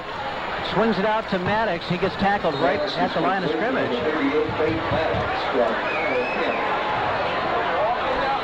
And a gain of about 2. And it'll bring up 3rd and 8. It looks like we still have the ones in there, Ray. That's amazing to me. As we are now in fourth quarter action, 11 minutes left in the football game, 35-10 Tigers. Cal Kemp still playing quarterback. Trying to get him repetitions. They know they got Steubenville in 2 weeks. And in order to do that, you got to keep your number 1 line in there. So giving him a good full workout. Here comes a quick slant to Devin Smith. He's got it at the 30. He will not quite make, I don't think, the first down yardage. He needed the 30-yard line. And we'll see about the spot. I think he's just shy of it. He caught it at about the 28 and immediately was hit. Got out to the 29. And he'll go down there. That'll bring up 4th and 1. Punt team comes on their own 29. I think the Tigers right now are just practicing everything. Just going through all the things you normally do in a close game. Even though this game is not close, just to get ready. Steubenville week 7, Warren Harding week 8, Canton McKinley week 10. That's what await these Tigers, and they know that. And the snap count, a hard snap count, drew a man offside. Number 87, Al, jumped in the neutral zone, and that's going to bring up a first down for the Massillon Tigers. How about that? What a great call. Yeah, that's number 87. Right now, the mysterious number 87, Tim Flossie, which is he was a mystery. Probably the first mistake he's made all night. That youngster. He's a good football player. Wish we knew who he is because he is not in any roster that exists. But he's a nice player, number 87 for Firestone. Just ask Kyle Kemp. 9:45 left in the football game, 35-10. Your marquee mobility magic word coming up shortly. Kempt under center, first down now to Kentrell Taylor. Look out. Look out. 40. Right through a man. 37. I'll make that the 43-yard line. Going the other way, 43-yard line. That'll bring up about 2nd and 3. He has 240 pounds. And only a sophomore. A sophomore. Right. And that is a good football player with a bright future. Kempt a sophomore, Taylor a sophomore, Alex Winters a junior. I formation, handoff Trelli as they call him, and he'll get right out to about the first down. He needed the 45, and he's just about on it, depending on the spot. 8:55. It's going to be 3rd and a football length. That's not a favorable spot. Tiger fans are not happy. Put the ball just shy of the 44-yard line. He needs about the 44 and a half. So it's 3rd and about a half a yard. 8:40, and the clock is just in free fall. Just real time, like a running clock in basketball. That's what's happening right now. First down, yardage for Trelli. Line of scrimmage will now be about the 46. Nice cut by Cantrell. He was hit in the backfield and just shuffled to the left to get the first down.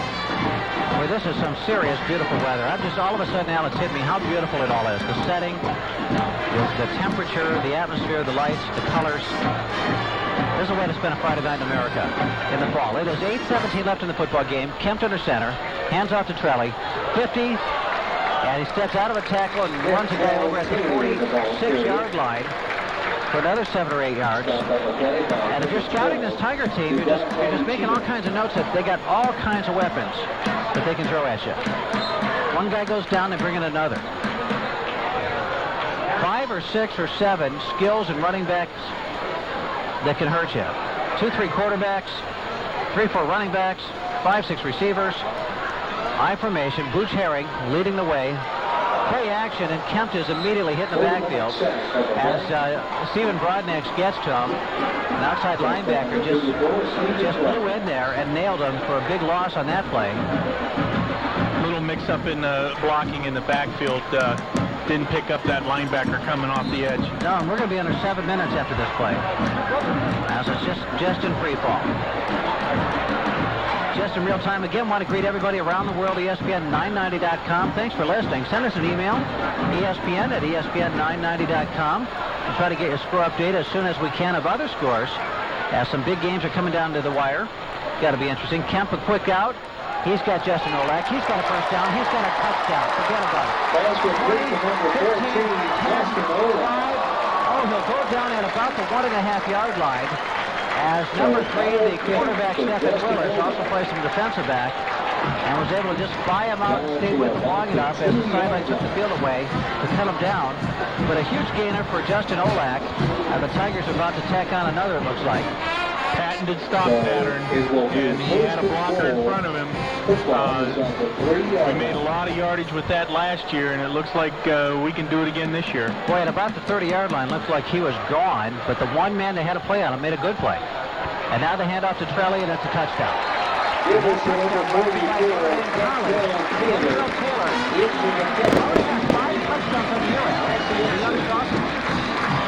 that Notre Dame College touchdown helps you change the world one step at a time. Just like Kentrell Taylor did. Notre Dame College touchdown. That's right. You go to NotreDameCollege.edu and see how you can change the world one student at a time also. The Ohio Fidelity extra point attempt is down, is up, and is good. 42-10 on your home front scoreboard. Back on ESPN.com after this. It all starts with our famous bread, baked fresh daily by our skilled bakers. It makes breakfast, lunch, or dinner at Panera Bread an experience you will never forget. Whether it's our delicious bagels and pastries for breakfast or our famous sandwiches, salads, and bread bowl soup throughout the rest of the day, nobody does fresh like Panera Bread. Because when the food food is this good and the bread is this fresh, it has to be Panera Bread. Panera Bread, your neighborhood bakery cafe. Visit Panera Bread today at Meadows Plaza on Lincoln Way East in Massillon. Since 1869, law. Remember Heiter Funeral Service. Compassionate service since 1869. Visit Heiter.com or call 833-3248. Tigers to kick off leading 42-10, 6:35 in the football game. A high, short, intentional kick that is caught at about the 28-yard line. And up the field. Did a knee touchdown? No, I didn't think I saw that knee come down. Are they saying that was a fair catch? At the 28-yard line? I didn't see a fair catch either. Jared McGinnis had it, was still on his feet, and had daylight. When it was whistled dead at the 28-yard line, he was all the way up to about the 35 with a head of steam and an open field in front of him, and they're saying no. I don't think his knee touched when he went down to catch it. Maybe they saw something else, and maybe they're saying the fair caught it. I don't think so. So we've got 6:30 left in the football game, 6:32 to be exact. Al, mostly the ones are out there on the field. Well, maybe not. Danny Mack out at one corner. And number 39 for the Tigers. Stephon Laurie at the nose. Colley is out there. Kaylor Colley at one corner. Plants makes the hit, knocks him out of bounds. Krieger in on the play. Ryan Rambo, a sophomore, is in, getting some reps for the Tigers. So a lot of substitution now. Presentation right after the ball game.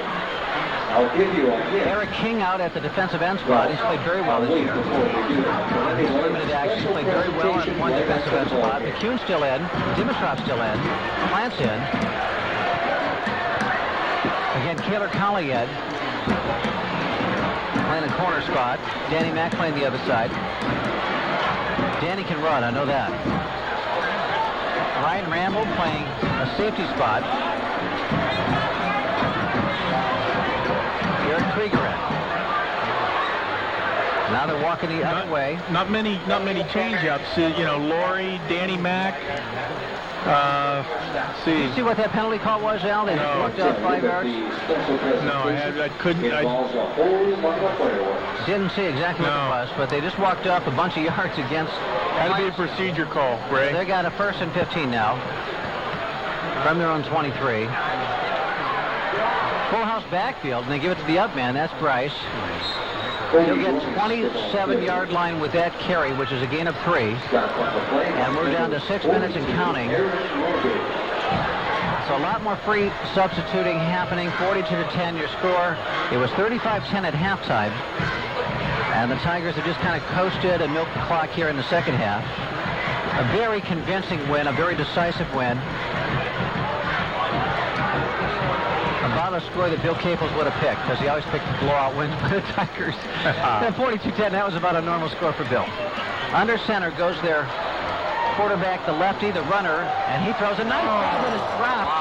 That would have been a touchdown. Kevin Gladney had run behind the coverage of Krieger and Colley, and ball hit him right in the hands. A great throw by Stephen Willis, right on the money, and he drops it, Al. He would have won the foot race going in, too. Well-thrown ball. Well-thrown ball. We didn't know he had that in him. Why haven't they shown that earlier? They've always gone with the predictable, lesser running, throwing quarterback on throwing plays, and the predictable running quarterback on running plays, and we just learned the running quarterback can really throw the football. What is that, Al? Just a wishbone? Yes. We're in the bone. And we give it to the second man through. Signature offensive formation for Tim Flossie throughout his career was a wishbone.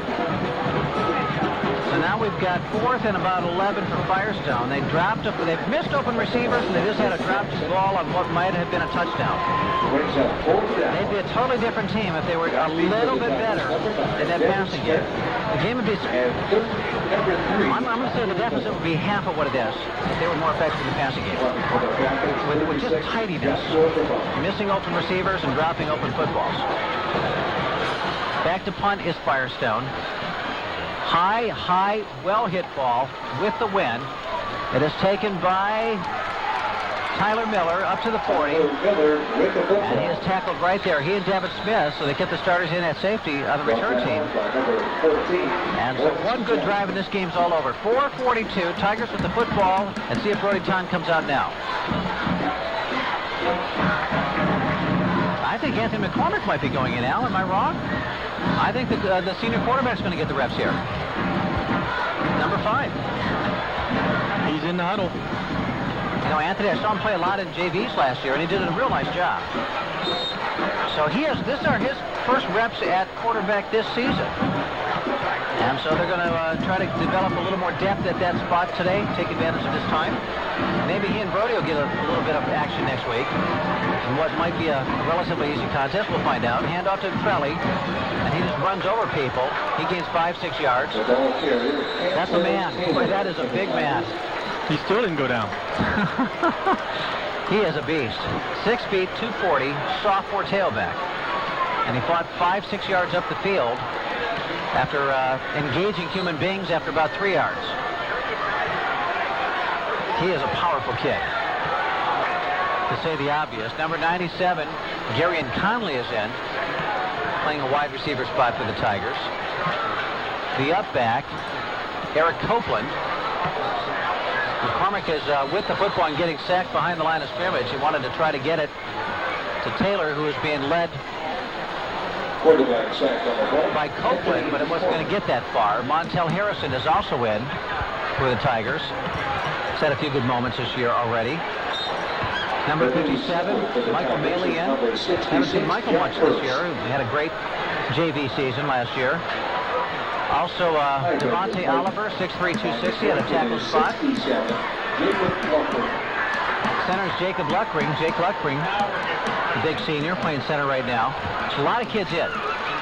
McCormick back, quick slant out, hits a man, he's got him. 45, 40, and it's a first down to Garion Conley. Quick out to him, and he made a man miss, almost took it to the house.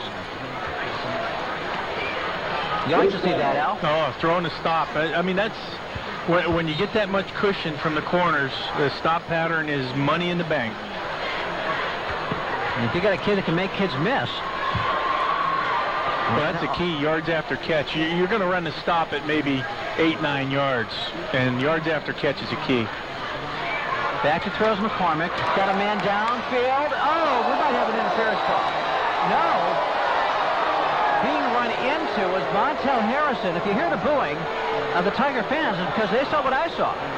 And that was Montel Harrison waiting for a football that was a little behind him, getting run into. And the official said, no, not interference. 2:55 left in the game, 42-10. Tigers freely substituting now. Now getting spread out wide to the left is Justin Blake Kuhn. He is a junior, 6'1", 175. Haven't seen him before. Handoff goes to Trelli, right up the middle, following some man into the line of scrimmage. 2:48 and going. This will be 3rd and 5 now or so. Also in for the Tigers, Chris Calhoun is getting a little bit of action. So lots and lots of kids out getting a taste of varsity football. This is great. And that's a good thing, yep. They'll be walking on clouds all next week will be the same thing. Yeah. And that puts us in the second half of the season with kids with some reps. I'm looking at number 63, Tony Townsend at the 35-yard line. Nose tackle, and I know he's looking at his chops, hoping to get in on a defensive series. McCormick keeps it, bootleg, and goes up the field around the right side all the way to the 25-yard line. That's the first down. Stops the clock at the 2:08 mark. Anthony McCormick showing athleticism now. And runs over a senior from Firestone, the senior corner, Coleman. Impressive little run by Mr. McCormick. Again, he had a real nice JV season last year. Caught parts of some of his games last year, and he's a fine one. Now he's dropping back to pass, play action, and he's going to throw an INT, but it's dropped. Had a man near the goal line open, but was underthrown by just a little bit. Chris Calhoun was open. And Lawrence Jackson goes high to break it up. Could have had a pick at the 5, but couldn't come down with it. He's clapping his hands together unhappy with himself. 2:03 left in the football game. 42-10. Tigers on top in your home appliance scoreboard. Al, let's give the magic word after this play, the Marquee Mobility magic word. And the winner who knows this word is the right caller Monday morning. They're going to win a $150 shopping spree at Save-A-Lot. Toss sweep left side. And here goes Cantrell, his tackle at the line of scrimmage. Al, the Marquee Mobility magic word is, and it's important, 800. 800. It is actually a number. The word is 800, 800. Al, the significance? 800's win career-wise for the Massillon Tiger football program. Tonight, this is number 800 in the bank, folks. So the magic word is 800, the Marquee Mobility magic word 800. So be the person who calls in with that information when we say start dialing, and be the right caller. And Al, this year, the winning caller is always caller number 55. Great. McCormick rolling right, outrunning the pursuit. 30 turns it up, and they catch him now. On a third and long, yet near the line of scrimmage, he went from the left hash all the way to the right sideline and just missed getting the corner turn. Got good speed. Just ran out of real estate. 42-10, and we're under a minute. They tackled him inside the field of play. The clock is rolling, and we're up to 2 more plays in this football game. And it'll be win number 800, which is also the Marquee Mobility magic word. The neat thing about McCormick is he's not afraid to stick his hat in there. You saw that there. Right. You saw that there. He charged hard and challenged for that extra yard. We've got 4th and 9. Tigers going for it. I formation. McCormick under center. Fakes the handoff. Play action. He's going to get hit. He's sacked. And they whistle it down. 29 seconds. So Firestone gets to play maybe one more play, and that'll be the end of the football game. Again, the Marquee Mobility magic word is 800. The Buffalo Wild Wing Flavor of the Week coming up in just a moment. Also, the award of your Superior Savings Credit Union Superior Player of the Game. Your Buffalo Wild Wings Offensive Player of the Game, and the Save-A-Lot Defensive Player of the Game. All of that forthcoming in our Buffalo Wild Wing postgame show. And now the band is going to form. The numbers 800 out on the field. They did 007 at halftime. But 800 now in the postgame. We'll have all the stats. The summarize is 800th victory of the Massillon Tigers. Back to throw now is the lefty. Up the field is incomplete. Stephen Willis's pass is again hits a player in the hands, and he doesn't catch it, and he was open. 17 seconds left in the game. 42-10, home appliance scoreboard. Tigers about to win number 800 in their storied career.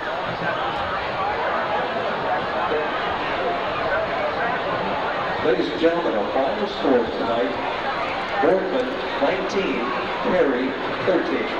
19-13. Perry falls to Boardman at Boardman. And that establishes further what we've been saying. The Federal League, not just the depth, but the breadth of it. There's 6, 7, 8 teams that can all beat each other.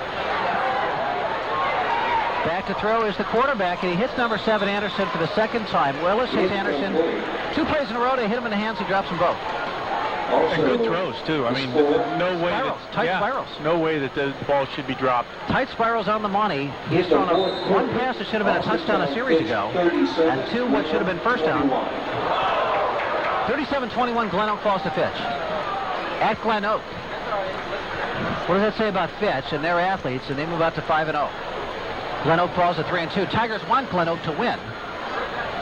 Fitch is back to their old days of playing good football. Boy, this is a wild and woolly Federal League this year, and it makes Region 2 in Division 1 very weird. Because Fitch is up in, I think, in Region 1, are they not? Yes. They're in 1 with Boardman. They're up there, Warren Harding. We got 6 seconds left. In the football game, it's 4th and forever. The Massillon Tigers 800 win. 800 wins for the Massillon Tigers.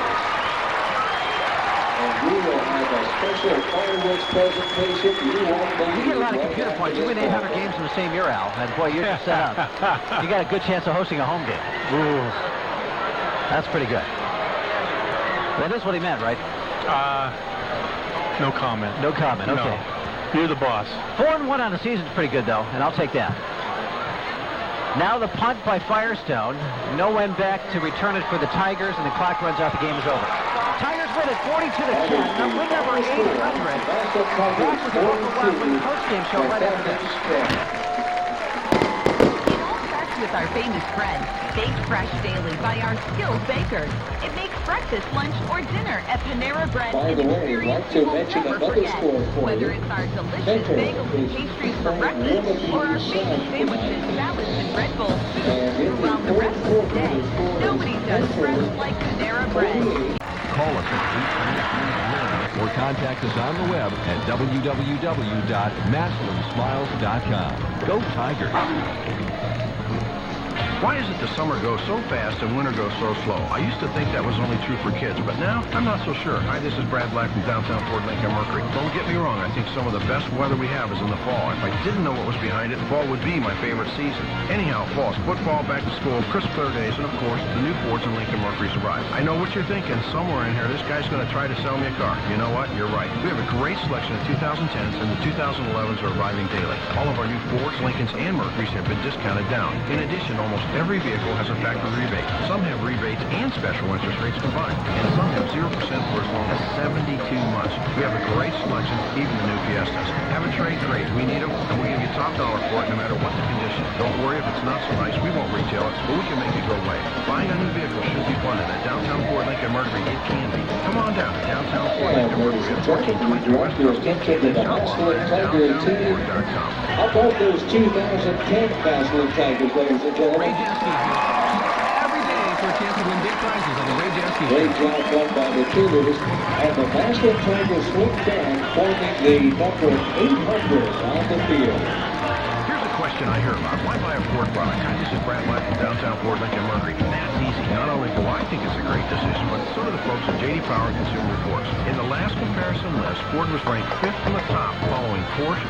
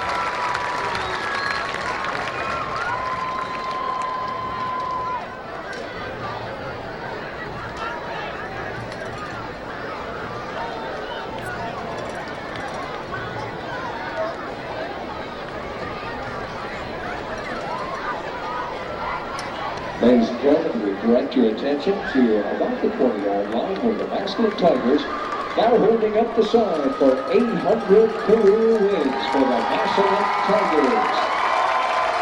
This year's edition, the 2010 Massillon Tigers.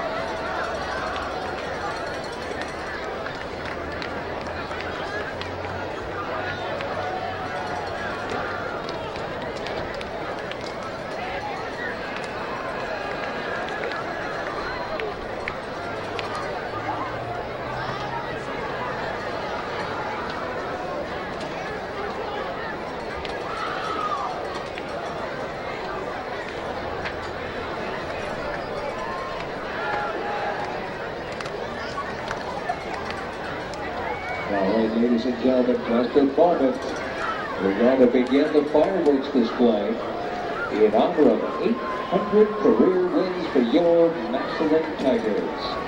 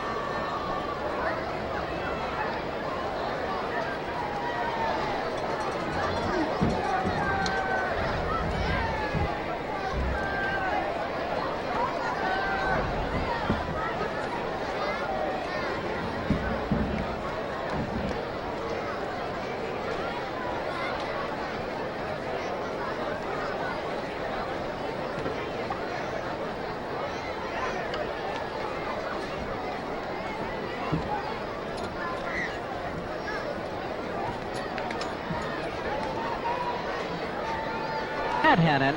For Eric Noyes, pursuing the game back at the studios, I'm Ray Jaski. One final time, the Massillon Tigers 42 and the Firestone Falcons 10. Have a good night, everybody. Want to get the inside scoop on the weekend's games? Then get to Buffalo.